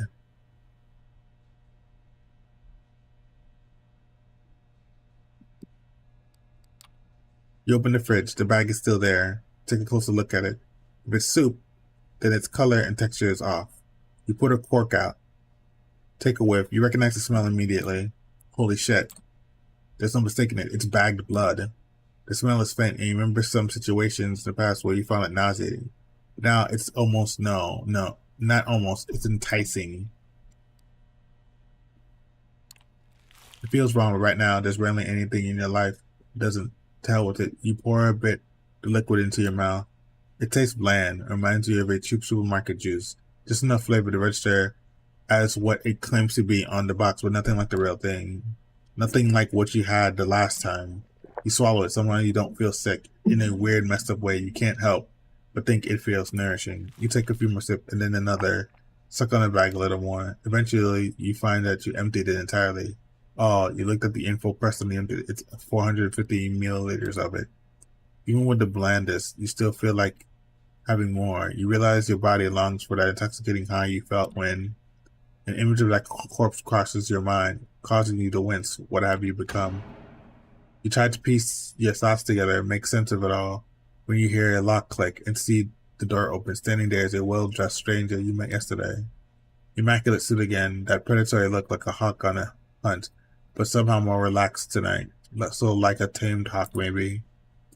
Good evening, sleep well. He notices the discarded empty bag. I see you had a bit of a snack. Was that really blood? Type A charts, not easy to get. Glad you like it. Come on, we got places to be. The car is humming in the empty parking lot just outside the door of a cramped room you spent the day in. The man motions to it politely, but a stern look on his face. Get inside the car. Okay, lead the way. After you. You take the back seat again. The door is locked. The stranger takes the wheel and starts the car. You drive inside it for a while. From time to time, you keep trying to catch glimpses of familiar streets or landmarks through the blackened windows, but it's of no little use. The car is also soundproofed, so all you can hear is a bit of traffic humming and the car's engine. The driver doesn't say anything and seems focused on the road. You check the door handle. Yeah, the door is locked alright. The piece of dark glass separating you and the front of the car looks sturdy. There's nothing left to do but wait. You didn't have time to think about it before, but you realize now that you're hungry. Excuse me, no, not exactly. It's not a rumbling stomach that grab your attention. This game is supposed to be an interactive game, an interactive storybook. It's an interactive game, but it reads so much like a book. That's why it's so much like it's telling you a story, but you're not really interacting with it, so it feels like I'm reading a book out loud. That's why I probably didn't finish it. It's a need that starts somewhere in your abdomen and spreads to your chest, throat, and back of your head. Try to extract some information out of the man behind the wheel, but you realize you prefer the basket in the afterglow of your asking him. It's not that I don't mind reading a book, right? I don't mind reading a book. I've read plenty of books, right? It's just not, I don't expect the game to just read me the story in its entirety. That's what it is. You wouldn't have expected it, but you spent the rest of the trip lost in your thoughts. A lot of them concern blood. It takes you another 20 or so minutes to get to your destination. As the door opens, try to get your bearings. You're still in New York, that much is certain. Queens Wingby. Wait, you know exactly where you are. This nice looking 2-story building has a logo you immediately recognize. The Art Hall, avant-garde gallery. Yeah, that's the word I was looking for. You used to hold a collection of bad viscera and body parts by, you can't quite remember the guy's name. He's Brazilian, you think. Fabio something or another. After me, no sudden movements, please. You've never been inside, not quite your style, but the place has quite a cult following. Keep racking your brain for more facts, hoping they'll help you with whatever you got into. Two large men in suits flank the door to the gallery on both sides. Give your companion a nod as you approach. Prompted by the stranger who guides you, you walk inside. The gallery is full, which is unusual at this hour, to say the least. After 24 faces fill the showroom, a number of waiters navigating the gathering, serving drinks. All of them are beneath the guests' attention. The visitors are well dressed for the most part, but it's unclear what they have gathered here for. Nobody seems to be particularly interested in the art pieces on the wall. The atmosphere is polite, unnaturally so. Many guests turn to look at you and the stranger who brought you here. Their glances vary. You see open contempt on a few faces and animated interest on others. Most of the eyes in the room calmly observe you, as if wishing to appraise your worth. Memories come back to you like a bad case of PTSD. How many times before has someone judged you impassively or decisively through your art? You share a piece of yourself with the world, and it responds to make you feel like garbage. It always took a lot of effort to not lose your cool and tell all of them to shove their opinions up their collective asses. Now, looking around, it feels like you've become another artwork as commodity, to be judged by a bunch of obscenely wealthy, out-of-touch assholes makes you want to scream. Good evening, Claudia, and to you, child. The noble, cold voice takes you out of your head and back to the situation at hand, the gallery, across by strangers. You being brought here against your will, full of purpose. The room awaits your response. Good evening, miss. You're addressing the Prince of New York, Helen Panhard, child of Macula. Thank you, my sheriff, but I am capable of introducing myself. She is somewhat plain-looking and doesn't seem to possess a great deal of charm, but still the entire room is intently focused on her voice. She has influence over these people, that much is clear. You address me as Prince Child. I realize your introduction into unlife was abrupt, and I understand your sire left shortly after. The rules of our society dictate I punish you both for this transgression. A murmur of agreement can be heard from the gathered audience. I am willing to listen to what our loyal sheriff has to say about circumstances we embrace first. I don't understand. Wait, I'm confused. What are you saying? I think it shall all become clear momentarily. You were pushed headfirst into a world you have not realized the existence of. Before you can strike in it, there needs to be a trial. You're about to be judged by the court of New York City. Kadir, please tell us how you found this building and what happened on your way there. Court, Prince, is this kind of secret society make-believe? A trusted informant who has chosen to remain anonymous at this time tipped me on about a suspicious creature appearing in one of our domains. Upon investigating, I found them gone, but this building remained in their place. Sire made use of an older haven of one of the clan of the Rose for the embrace. They were even thoughtful enough to leave a local woman for the fuggies to slake his thirst on. Despite some reservations, he offered little resistance last night and cooperated on our way to the safe house. I was pleased to not have to force his compliance. We had a quick chat, but I'm wishing to appear here post haste. I urged him to join me, which he did without struggle. A pleasant departure from my usual routine, I must say. It stirs partly us like with the bag blood we kept in the safe house. We had a pleasant enough drive here. The story ends with us arriving at Elysium tonight. All eyes are on you again. You take special interest in one of the faces. It's a beautiful woman with curly, almost blood-red hair. Dressed to match. You see her whispering to some bespectacled man with an absent-minded look on his face. Who is she to you, I wonder?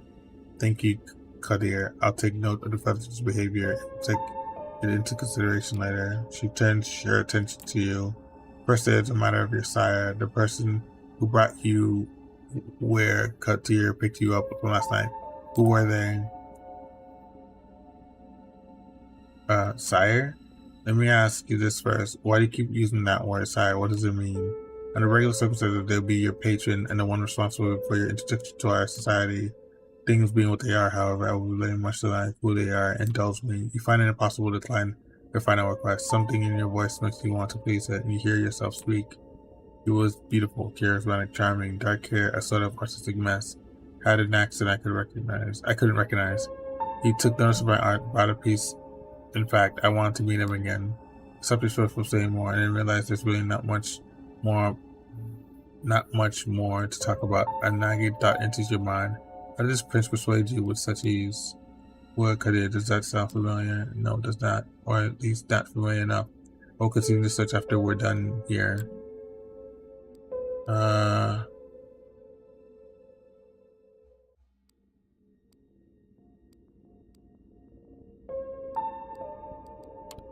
The guy he bought my painting at the gallery didn't pay cash. I think maybe you can track him that way. Oh, did you? Oh, Did your outlook on him change all of a sudden? You smirk, seemingly enjoying your misery. Personal job is out. Thank you for that observation. I will investigate this later. What shall I do with the fudge, my prince?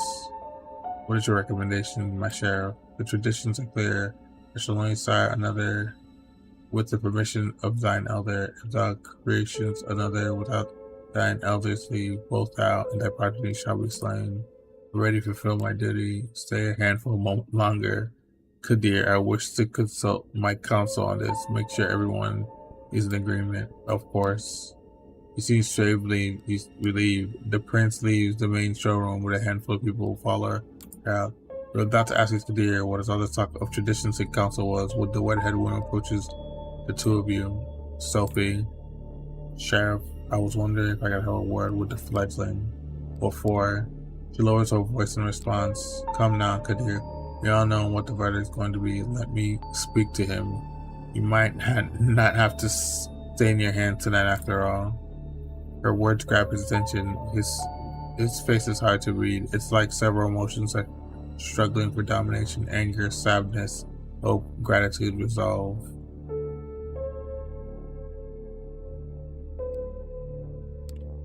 I'll go get my sword. You steps out of the room the way you came, and you left in the showroom with a woman in a red dress. She takes you aside, and the eyes of the remaining guests follow you. Other Fletching, you're in quite a pickle. What was that about? What I just said that? What did you say about a sword?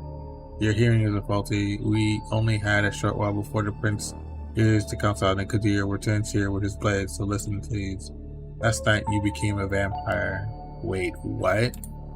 Oh yes, I'm well aware how ridiculous that sounds. It's the reason why we have these nicer words for it: kindred, being embraced, having a sire. The fact remains that the being called vampires, looking at them, they're us. You glance around. Some of the guests are still occasionally looking at you, commenting on you in hushed tones. Many of the patrons are pale, really pale. Most hold glasses of wine. No, not wine. That's not the right thickness and not the right color either. You're trying to come up with something sensible to say, but you're drawing a blank. It makes a morbid kind of sense. You drank blood last night. There's no denying it, and your breathing has not returned. Your heart remains still. A vampire. Two voices in your head start battling for supremacy. One of them slowly begins to put everything that happened since yesterday, coming to the conclusion that no matter how insane it might seem, nothing what she's saying makes sense. The other voice is screaming, what the fuck, on repeat. It's a surprise. This is often how it plays out by design. Quiet here, delivery keeps you in the dark and all, and if we do nothing, you'll be cut down, as sure as tonight, day falls night. Let me offer you a chance of way out under one condition. I will take you under my wing. If you're lucky, the prince will be in a good mood tonight, and your deference to Coteries will work in your favor. She might agree to this, but only if you swear fealty to me. What? Okay. I'm not making this offer lightly. As your patron, I'll take responsibility for your actions will reflect on me. If they reflect negatively, well, I'll make sure you fix the consequences as well. Okay. What happens if I agree? So I said, what happens then? You'll survive, hopefully. If not, depending on the prince's whim, I'll give you a chance and a guarantee. Take me as your patron, I'll be your guide in this new reality, and you will assist me, and like the child would be a sire. Steps and hushed voices could be heard from the side of the room. It seems that the prince of the council are returning. Cody appears from downstairs as well as starts walking towards you. When you hear the verdict, actually spared, I want to be in. Remember my condition. She flashes a heart-melting smile towards Kadir. Does not smile back. And Sheriff's immaculate is now complemented by a curved, oriental-looking metal scabbard fastened with a colorful slash around his waist. It would look vaguely ridiculous. It would surprisingly intimidating foremost. Kadir takes his place next to you and observes as the prince takes center stage again. I'll introduce you to New York City Camarilla gathered here tonight. I have made my decision without friendly. She briefly addresses you. I want you to know that this was not an easy decision to make. No, it wasn't. Yes, it was. What are you talking about? It was an easy decision. You're just saying that. I don't know why you would say such a stupid thing just to make it easier and then you're just gonna kill me. Come on. For your part, you have not done anything to earn our ire. I generally do feel, no you don't, sorrow for what must be done. We are keenly aware that these nights We need to close our ranks and trust the wisdom of our elders and their traditions more than ever before. There's no place for tolerating dissent. The very existence is under constant threat. Although I acknowledge some of my council's divergent opinions on this, she takes a look specifically at one of the people who left the room before a rather plainly dressed, shy-looking man whose skin has somewhat healthier tone. He bows his head in deference. I hold the fire authority to bludgeon spit, and I declare that while their embrace might be desired responsibility, in their absence it is a project that must be punished. The sentence is final death to be resolved presently. Kadir, you hear a scraping sound. See that the sheriff has unsheathed his curved sword. It's a beautiful, detailed blade, which you expect must be worth a small fortune. Its apparent sharpness makes you freeze up. 2 outs, bowed on the ninth. His quiet mumble is audible to no but you. But as his eyes meet yours, you know just hit the silence at his countenance. Or quickly manages to give away to grim determination, and he's out to bat. You will not get another chance to speak up. You make your choice. I want to die. Spare me, please. Prince, if I may, I ask you to stay at the sheriff's hand a little while longer. Kadia looks at the prince. Waiting her response, the sword is still hanging above you, threatening you to fall at a moment's notice. Is there something you'd like to say, Miss Langley? Yes, if I may. At first, the prince looks somewhat annoyed at the distraction, but she stays quiet for a while, measuring the moon in the room. The board elites suddenly look at you with aroused interest, some of them dismayed and not seeing the bloodshed, but all intrigued at the unexpected twist. The prince nods. Well, let's hear it. Sophie takes a few steps towards. Eyes are on her now, but Kadir's heavy hand on her shoulder makes it clear you won't take advantage of the distraction. My prince, while the traditions are clear, I believe that the proper context should be observed in addition to the letter of all laws. This flirting is a burden. With proper guidance, they could become an asset to our domain. I understand you volunteered to take this tireless child under your protection. That's how it always started. That's how it started in the first game.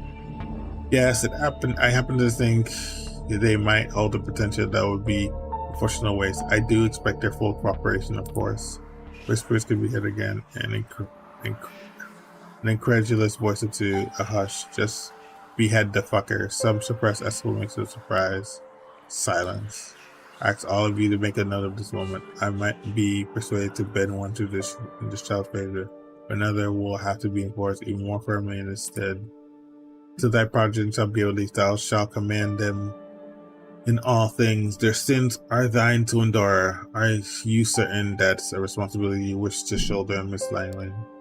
Willing to God his vengeance and add a valuable ally to our sect for the time of need, yes, but I'd like to receive the right of destruction over them, if it pleases you.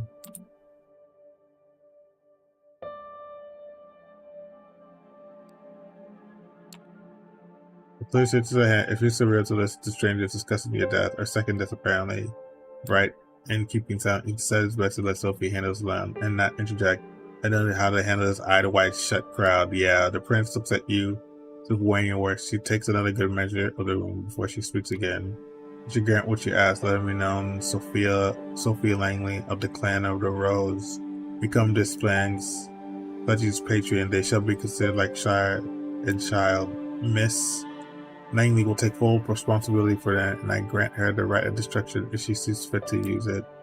That my intentions be clear, however, if I am to turn a blind eye to one of our most important traditions on this occasion, so to be beneficial to the Camarilla, substantially so. I hope you find this verdict satisfactory, Miss Langley. Of course, Prince, thank you. Very well. She turns to you. What is your name, child? Lamar, Prince. She nods. Welcome to the Camarilla, Lamar.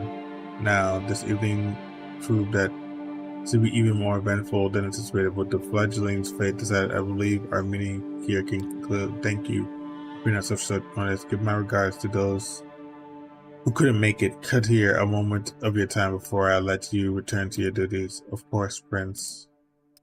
Suicide letter doesn't leave much space for interpretation. You'll be watched, you'll be judged, and if needed, you'll be punished. Two of them can leave the gallery. Well, Lamar, I think we've both already managed to significantly improve each other's evening. Let's keep the ball rolling, shall we? I think we should have a toast to a new fruitful partnership. Cheers. I don't know if you want to call it a partnership. Cheers your hands and one of the well-judged I forgot how to say that word, who has now appeared in the showroom to fill the guest glass. To the eventually handsome man approaches with a coteries of red liquid. I don't know how to pronounce that too. He pours it into 2 glass glasses. It's but again, that much is clear. You are in 2 minds about drinking it, but remembering the last night's hunger makes you wince. You take a tentative sip. You expect the same blend that you tasted hours ago, but this one you can actually savor. It's smoky and warm, making you think a cozy cabin in the woods. It does strike you out a strange image in your mind to jump to when drinking blood, but it is what it is. Never tasted anything like it. Do you like it? I think NYC Caterers have all the bourgeoisie ideas about what good blood should taste like. Apology, you have so many questions. While we're on the topic of work, we should start with those related to sustenance.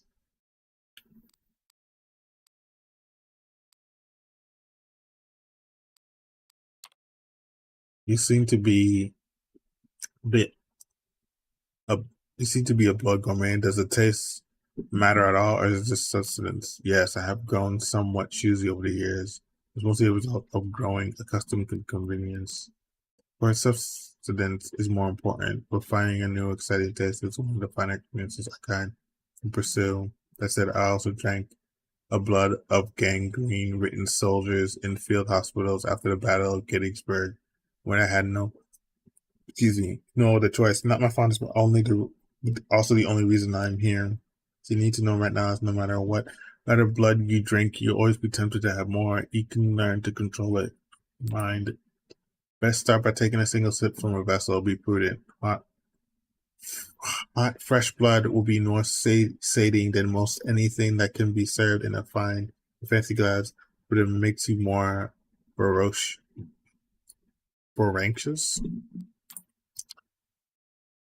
As to how much you should have, it depends. If you are frugal, you can survive many nights with a single drink, but it's risky and will tempt the beast as part of our curse. Tomorrow to take you honey, we'll explore this topic further. The blessing you're having tonight should be enough to keep you at ease for now. Did you say hunting as in rifles, hounds, and funny hats hunting? Something of the sort. Don't be silly. We're predators. We are civilized. And most importantly, there is a masquerade to consider. I'll go back to that. That may take many forms. There are those of us who seduce kind, up to and including the motions of intercourse, if you feel like it. Others prefer to feel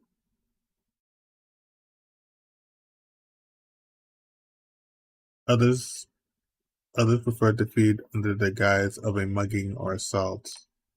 Some have herds of retainers for the purpose of feeding. Drinking from sleepers in their homes is not uncommon. Blood banks are an option to the few that can tolerate it, though they are frowned upon. We need to provide those opportunities to decide yourself whether to pursue it. But make no mistake, you will have to hunt to survive. The concierge, there you go, concierge, returns, acting for permission to intrude, which Sophie gives with a polite smile and leans in to whisper in her ear. You know that the gallery is now almost empty. He told him the gallery is just about to close. So I have quite a lot to discuss. We'll go to one of my apartments. My jalopy is waiting downstairs. Come, the smile she puts on makes you remember last night's encounter in the showroom. A similar eagerness to spend time with a person overtakes you momentarily, and you follow her outside. The sixth sense is telling you she's an autistic soul to unwittingly start projecting good qualities onto her. I'm glad it started early.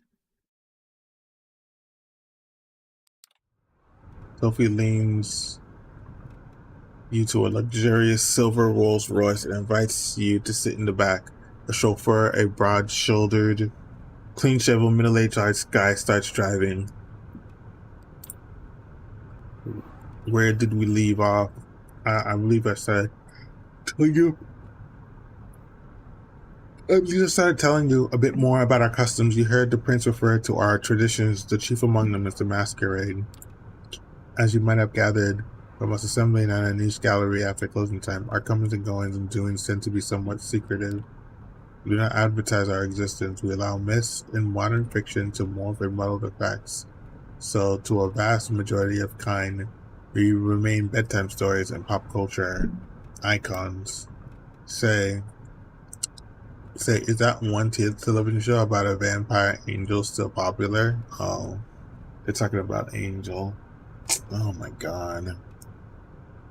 He was not a vampire angel. He was a vampire named Angel. You shake your head in confusion. She shrugs and continues talking, looking a bit more dejected than before. That's funny that she brought that up.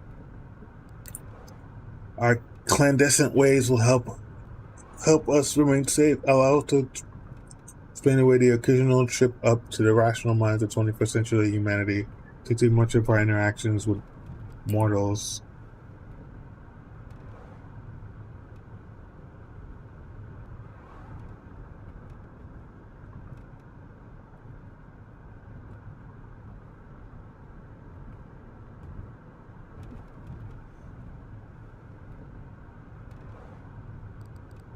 What's the risk? What's the worst thing that could happen if you're a vampire? I'm sure you can defeat any threat that comes your way. It would surely make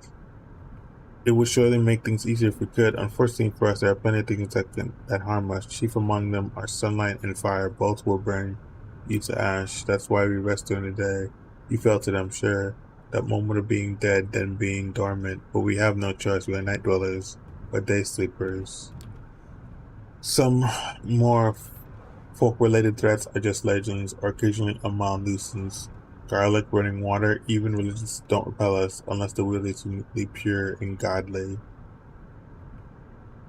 Oh wow. Sakes to the heart, though, that's something to avoid. They do not destroy, but they do paralyze, which under right circumstances can often be the same thing. That's the reason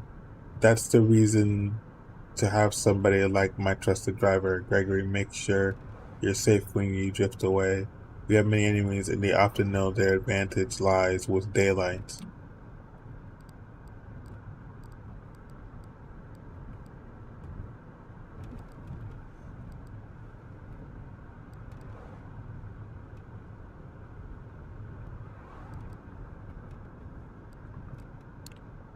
I'm thinking that having a human friend or two is necessary then, or at least useful. In moderation, at best if they don't know your true nature. Also, I would say that some ordinance are useful, but friends, I haven't had one of those for many years now. Our little sect supplies social interactors aplenty, but it doesn't really encourage friendships, alliances, convenience to be broken at a whim. Yes, that's more like it. Long-term solidarity doesn't occur in the Camarilla, but we are a very politicized organization by necessity. Loyalty is to your sire, to your prince, and to your sect. Friends must remain a distant priority at best for us to maintain the Masquerade and thrive as years pass. With age comes authority, which with it comes influence and power if you wish to reach for them. Since we lost in thought and fall silent for a while, and we ponder all the things you've learned tonight. It still feels absolutely unreal, but as piece after piece, knowledge falls into place, the image becomes almost like an entirely logical jigsaw puzzle. Whatever you wouldn't believe on your own, you witnessed. Many questions swarm your thoughts. The one you should keep returning to is what your place in this new reality should be. The car stops here in the city, in front of an old but well-renovated apartment. We're here. Would you like to see your lodgings? My apartment need. I get my own apartment. That's neat. Consider it the first of many gifts I am able to grant in exchange for loyalty. Come upstairs. He leads you to a small hall with a night guard who greets Miss Langley. Say good evening. You take to the stairs up to the second floor. Sophie opens the door to room 209. Inside are all the amenities you can expect from a modern apartment. Some you wouldn't have deemed necessary just the previous night, including thick blinds on the windows. The back room has a comfortable looking bed and thick steel door with several sturdy looking locks with no windows. Well, how do you like it? This is great, thank you. Yeah. I'm glad. Make yourself at home. Tomorrow I'll take you hunting and discuss the blood in more detail. I'll let you get comfortable. The keys are by the television set. I'll come pick you up tomorrow night. Use the back room for rest. You can lock the door just in case. It things a bit when she leaves. It's like the room suddenly became a few shades dimmer. You inspect the kitchen, hoping to find something to drink. No, nothing, no regular food either. Bill James and Kadir could be more thoughtful host than your new sire. Even if only in respect, you briefly wonder if the sheriff might have a hit inside. Hold on.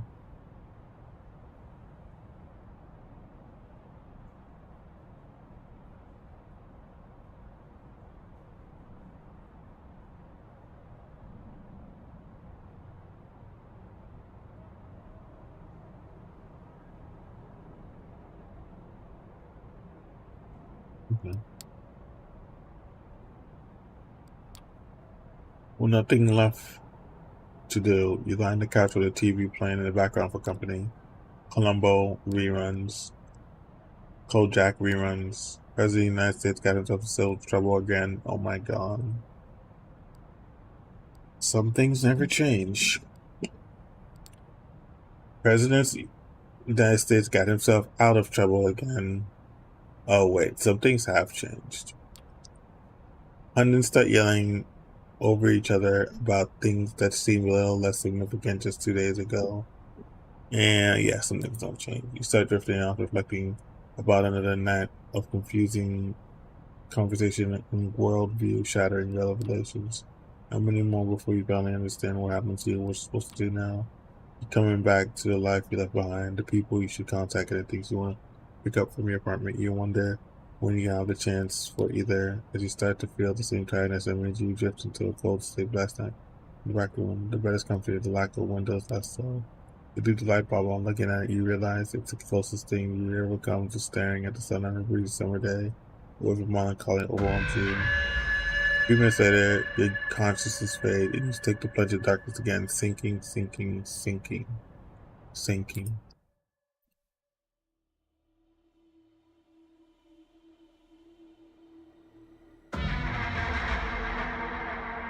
Hunger is at the heart of vampires. To ignore it, it's to tempt the beast to take over.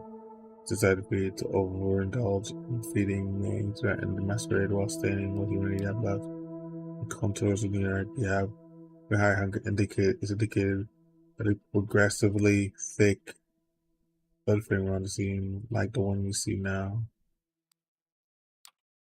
And grows so that the indicator your hunger may increase when you call upon your vampire powers or when you need to mend your wounds after a fight. When you reach maximum level, you receive a warning after you complete a piece of the story. Ignore it at your peril. Such as when we may only become fixated if your hunger is high enough. Similarly, high hunger may block off some choices as you will to see the person as you'll be able to see after putting continue.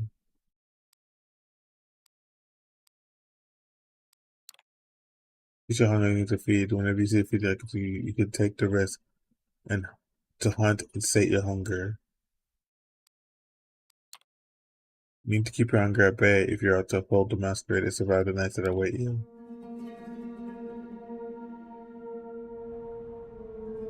You open your eyes. The bed isn't warm. The room is filled with artificial light from the ceiling. Just a light metal door is closed. Maybe you stretch for a bit. On some mornings, you probably throw the quilt on yourself and snooze for a moment longer. But that was before. Wake up now. You feel conscious. No grogginess. Nothing weighing on, just a nagging need in the back of your head. Hunger. Not as severe as last time, but unmistakably there.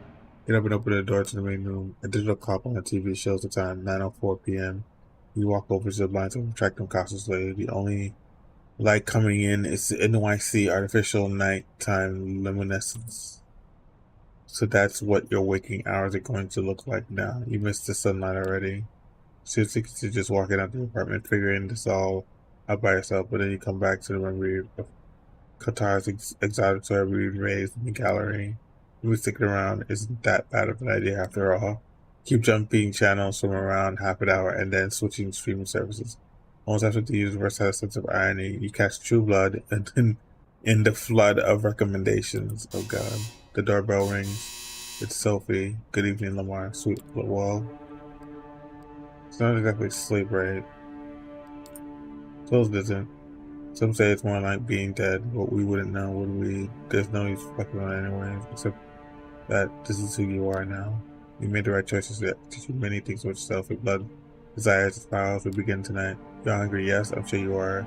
God always is. There's only one remedy, the blood.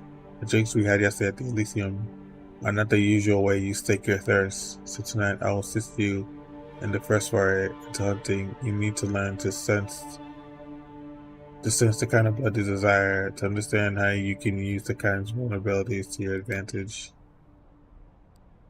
Ready to learn. Let's get started. Such eagerness. Oh, is it just your hunger making you impatient? You will find the drink you monitor amounts of it regularly will keep your hunger. It whispers of the beast away. You might think yourself monstrous, but there's a balance to be found here. The kiss gives the kind pleasure. You might remember this from your own embrace. Some can even be addicted to the sensation, but if you do it right, they tend to misremember your feeding.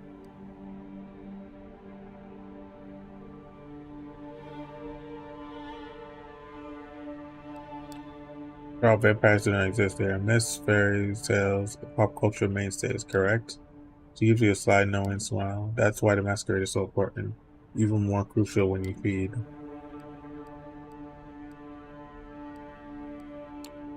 Avoid being seen while feeding. Isolate your prey, choose the right circumstances. Pretend to avert their eyes when you see a couple intertwined in public. Love bites are easy. It's a way to explain away. Some of us keep willing herds, or even just individual kind who desire to kiss. That comes with higher risk these nights though. So I recommend it to a young kindred like yourself. Feeding from the savior repeatedly can be dangerous, but by branching out, you risk the ire of undercreature in those domains you trespass. Lucky for you, NYC is more forgiving in this regard. New York is in somewhat of a unique position. Many of its neighbors remain contested, unclaimed. The reason for this is a lesson for another time, but keep following in mind. Take opportunities to feed when they present themselves these upcoming nights. As long as you hunt cautiously and respect the masquerade, at all times you should be fine. To wit, I want you to join me for a trip tonight. Come downstairs. Gregory is waiting for us. The busy streets fill the air with traffic noise, pedestrians at our elements and sort of entirely. These warm bloods contain what you want, what you need. You catch yourself. Do you really think of these people as mere sources of blood? Take a sip.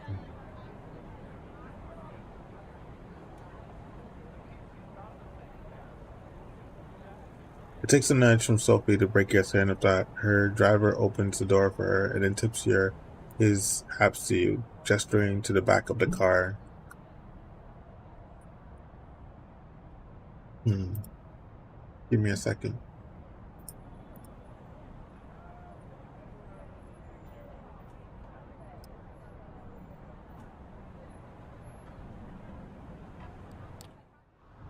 The car casually joins in somewhat thin New York traffic. It's still busy, and in a way, only one of the biggest cities in the world can be, but compared to daylight and daytime commute, it is a pleasant drive. You barely have the time to gather your thoughts and formulate any question before the car comes to a stop. You're among the tall skyscrapers that make up the Manhattan train's iconic skyline. You feel a pang over emotion. You realize this is where you took part in the exhibition just 2 nights prior. Same address, and you suspect same hall. To what ends has it been repurposed tonight? Come, Lamar, park the car. Gregory, will you? Driver just nods. Sophie gets out. You join her, and the two of you walk to the glass doors and it takes the elevator up. You first notice an empty stage with the instruments of a string quartet still in the back, then take a few dozen chairs in front of it. The concert seemingly concluded. The patrons are smartly dressed and polished and spread out all over the hall. Sophie strides confidently inside, produces an invitation from her purse that she places in front of the security card. You follow close and are let through without issue. It's not easy. A social setting like this will usually provide challenging to an experienced kindred. Consider this winning a small gift from your patron, hoping to procure you a willing vessel. Just remember what I told you take small steps. This one, I have a soft spot for. Don't damage her. Now let's see. There he is. She notices somebody in the crowd and flashes a heart-melting smile. She's suddenly, even before you felt drawn to her, you haven't thought about it before, but it's clear before you in this moment. Sophie is beautiful. Just looking at her is a privilege. Just being with her makes you feel elated. Everybody in the crowd, but especially the man almost tripping over himself to reach her, clearly agrees. Edgar, I'm so happy to see you. How's your daughter? Is she with you? Oh, there she is. Julie, my girl. Come over, please. There's somebody I'd like you to meet. Young woman who walked across the road can't be more than 19 years old. It's clear from her mismatched earrings and the partly faded purple hair dye she doesn't fit in this crowd. Julie, this is Lamar. I think the two of you should get acquainted while I talk business with your dad. Awfully boring stuff I show you. I'm positive you'll like each other. The girl gives you a shy smile and nods towards the balcony stairs.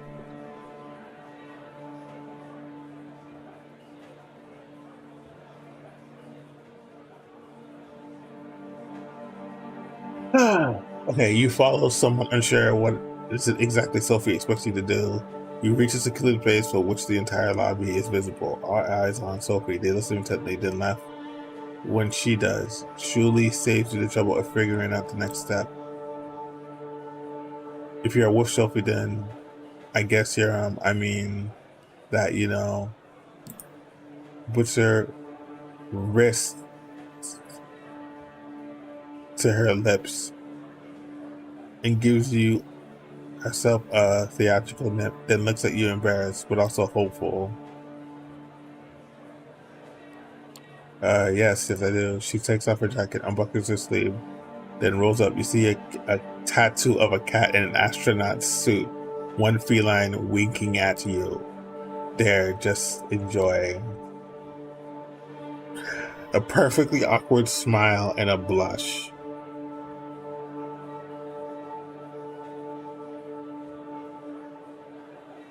Yo, this is crazy. And take a forearm in your hands, a quick look around, confirm nobody watching, security cameras cover this area, you bite down gently. It's real. She's just giving you her blood of her own volition. How is this possible? You need to ask Sophie, your thoughts and spirit of Mr. Bliss. Say sweet, fresh, sanguine drink and drink and drink. No, stop.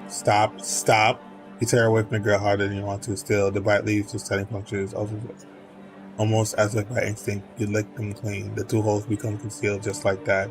She is not leaning on the wallpaper, but happy. She lets out a dreamy sigh, opens her eyes. A few tears fall into her short tears of joy. Thank you. Please, can you walk me downstairs, please? My dad, he doesn't know. He thinks it's a condition. Miss Langley told him so. She leans on you and requests you walk her over to the bench. She takes a seat and smiles at you. The crowd around Sophie disperses slowly, looking at her now. Only some residual awe hangs in the air. Yes, she's pretty.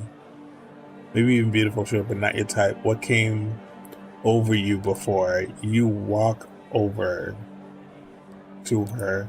Edgar dear, we'll spend a talking to you. We need to get going. Give Julie my best wishes. Come with LeBaron. Gregory's waiting for you out front. It's only in the car that Sophie addresses you. Tell me that you took the opportunity. Good for you. That girl's exquisite, don't you think? What? You wouldn't tell by her demeanor. She has so much passion and brings a unique bouquet in her blood.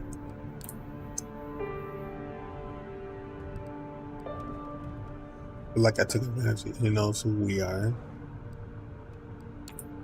I think it's not normal, right? It's not unusual, but don't worry, she will do anything I tell her to and won't say anything to anyone that I haven't put in her pretty head first. Time for the next stop. Training wheels off this time. Gregory, Flushing Meadows, please. The driver takes the car over to Williamsburg Bridge. You settle your thoughts. Why Flushing Meadows? Other than the fact that it's a Unisphere, it's beautiful at this time of night. It's a great underground on which to try some of the talents of the blood. We have our talents. Some of them come from a legacy we inherit from our sire. Others can be learned with experience.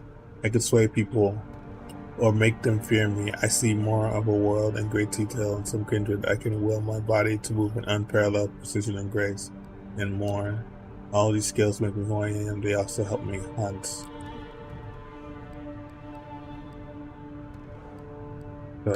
So you're saying it's supposed to use their talents with hunting? Yeah, useful certainly, but their utility is universal.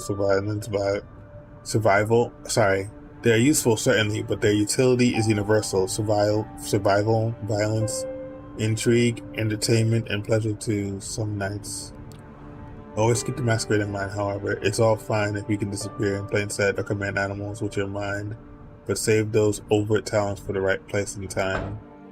It takes you half an hour to reach the park at this time of night. Both you and Sophie leave the car, and with Gregory left behind to find a parking spot and keep an eye on the car. Sophie seems deep in thought. She takes in surroundings with a dreamy gaze. The sky surprisingly clear tonight, and the stars just barely visible in the light-polluted aura of the city. I feel like having a snack myself. I'll be by the fountain. Go look for someone of your liking. See what effects you can achieve with your blood. But only pick one victim, just one, and then come back. Seeing how she seems not altogether here right now, decide to leave Sophie to her own devices to seek out your prey. From here, it looks to us as just taking a stroll in the park and find an isolated jogger or someone like them could work with. Focusing on one area might work better. New York State Pavilion might work as a secluded spot. There's a skate park nearby, and the worst scenario is bound to some unfortunate wino around. Maybe the tennis court nearby. There's a light coming from there, so somebody might be still playing a late match. They won't be alone, but they may be tired and let their guard down. In these scenarios, you might realize you're planning how to assault a stranger in the middle of the night. It's a weird way to be, but the now familiar hunger prompts you to act.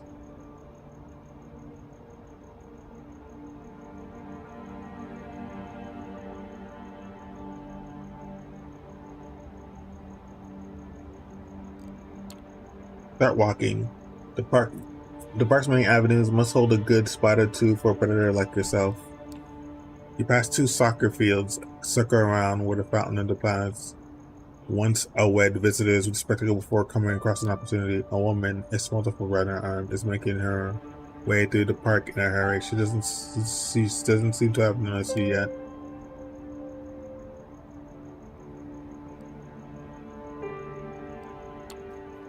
Think back to what Sophie did in the hall, how she managed to focus her attention, the attention of the entire together onto her. That might be a tall order for you, but a single park could be doable. For a moment, thinking how an old guy in a hood should appear over your silver scene. Use the force Lamar. It feels ludicrous. Yeah, it does feel kind of silly. Yeah, and why did you use a Star Wars reference? Jesus Christ. God, Star Wars is everywhere. But then something stirs within you. There's a confidence there, an allure that you might have had before, but one that is increased manifold in this moment. You catch a woman's eye. She flashes into a smile, almost in spite of herself, as she passes you by. Hey, you. She's tense, gripping her bag close but attentive, her eyes locked into yours. Smile is there again. Yes, what is it? Almost intuitively, you close the distance to you. She can't look away. She's unprepared for what follows. You grab her and bite her down. Her surprise resonates in her blood. Hot, excited, flashbulb. She tenses up, then relaxes. The duffel bag kicks the ground. Bliss. Footsteps. You let go of her. She drops to the ground, barely conscious. A hooded man is looking menacingly at you. What do you think you're doing? Barging in onto my turf like that, lick.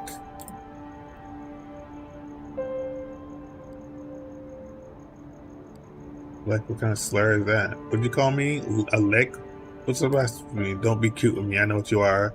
Shove that Masquerade bullshit up your ass. Better tell me who you are before my posture shows up. We'll beat it out of you. Big cock. You talk a bit. I'm thinking you're just a chump. Want to prove me wrong? He tenses up, give you an extremely last look, and bares his fangs. You don't want to push your luck, dumb fuck.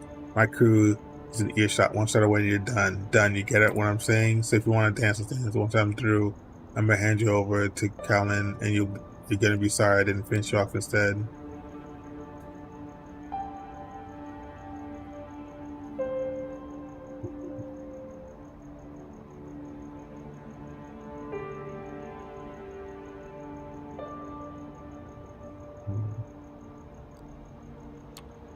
You take off fast, faster than you ever run. A hoodlum, trouble keeping up with you, with the howl behind you.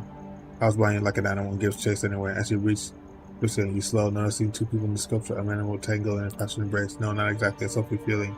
Tulsi is set up so that it looks like the couple's gathering intimate in public. She pulls it off like she's done it 100 times before. Curses that she probably has. The man is unsure on his feet as she lets go of him and leads him towards the neighbor bench. Noticing you, she whispers something in his ear and leaves him. Her driver appears from behind a tree. Well, how did it go? About to answer when the same freak ass boy emerges from the alley. He looks at the three of you and the person creeps in.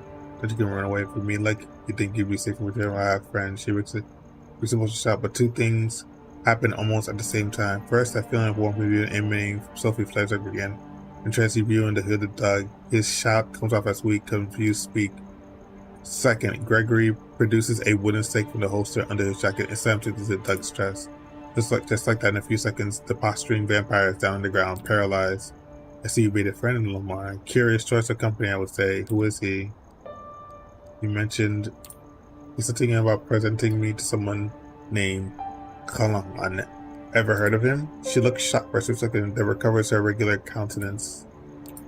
Yes, I have. This hoodlum is an anarch then. Yeah, he is. He's an anarch. He didn't give a damn about the masquerade. Curious. Corona Park has not been claimed by any kindred last time I checked.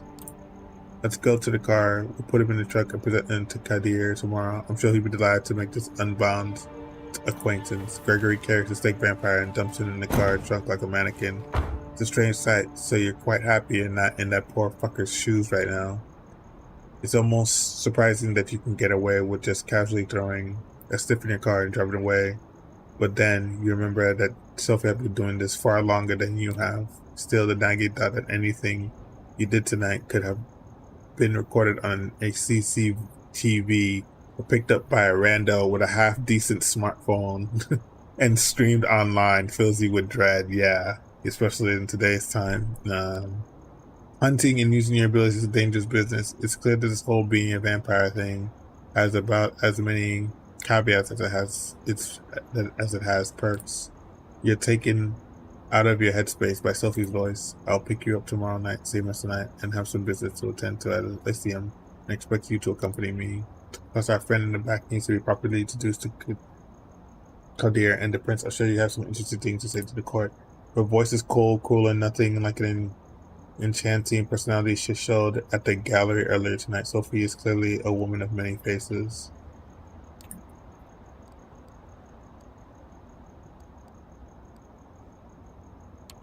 Oh, yeah, I can imagine you're going to enjoy meeting Kadar. I hope he gives me a good grilling. That guy's an asshole. Kotar will enjoy it too, I'm sure. Charles seemed lost in thought for a while. You haven't told me how your hunting went. Getting the hang of it, I would hope. It'll take some time. I need time to get used to it. It doesn't come naturally. It will with time. You need to think about it less. Hunting is the one scenario which you will do well to trust your instincts in moderation, of course. She seems distracted, not at all there. Her thoughts drift, and the car remains silent until you reach your apartment. I'll pick you up tomorrow evening. Good night. Just like that, without any further courtesy, Sophie leaves, driven to her apartment by Gregory with a body in the trunk. Right in the middle of Manhattan. Did you cross paths with situations like this in the past unknowingly? What other secrets did you pass on the streets without knowing their true nature?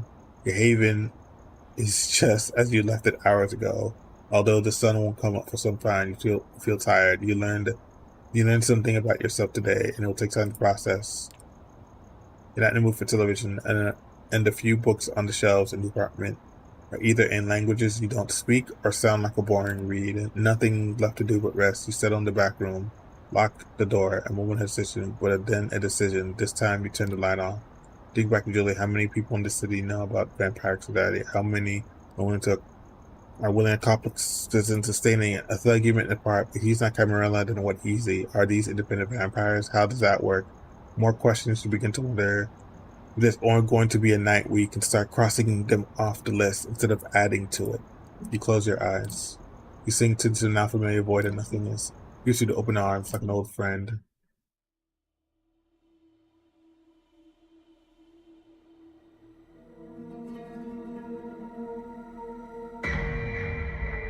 You open your eyes. It's pitch dark in here. The blackness of a coffin drifting in the cold abyss. Oh, right, the light.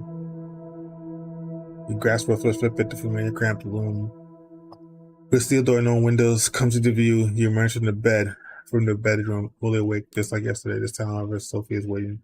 You're comfortably seated on the sofa in your living room space, a book in her hand, The Melancholy of Resistance, the title Sharon Brand.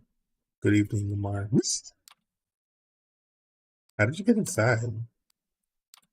After a long and spirited battle, I managed to defeat the lock. She produces a keychain with a faceted emerald at the end and jiggles it in the air with a weary smile. My apartment, remember? Come, we have an appointment. Oh yeah, that's a good point. I'm an idiot. I received word Elysium will be called again tonight on the account of your unruly friend from Corona Park. This should be a great opportunity for you to mingle. She keeps talking as you walk downstairs and get in the car. Gregory gives you a slight nod and a smile, opening the door for Sophie. He starts the car when you take a seat in the back. Most of the Primo Gen Council is bound to be there, at least those who usually attend. Probably some other important personality you'll do well to at least learn about. Who should I talk to? Anyone I should talk to when we arrive? Especially, my advice would be to try to talk to the prince and perhaps reassure her of your gratefulness for being spared. Maybe speak to Kedar at the same time if you can get a hold of him. The Primo Gym, I would advise against. They're rather stuck up, all told. Even if they talk to you, they might try to secure you with some nefarious purpose. I wouldn't appreciate that. Of course, be respectful of anybody who approaches you and strike up a conversation. You will no doubt be gossip about, as will I. Keep a cool head. Some enjoy provoking fledglings into stupid acts. At any rate, you should behave yourself tonight. Remember what I told you about reflecting on me as your patron. I have a reputation to uphold in the court. Do not tarnish it. There she is. She might have saved you. She might be protecting and teaching you, but it's clear she's really concerned about her own interests. Oh, gosh. How long has it been?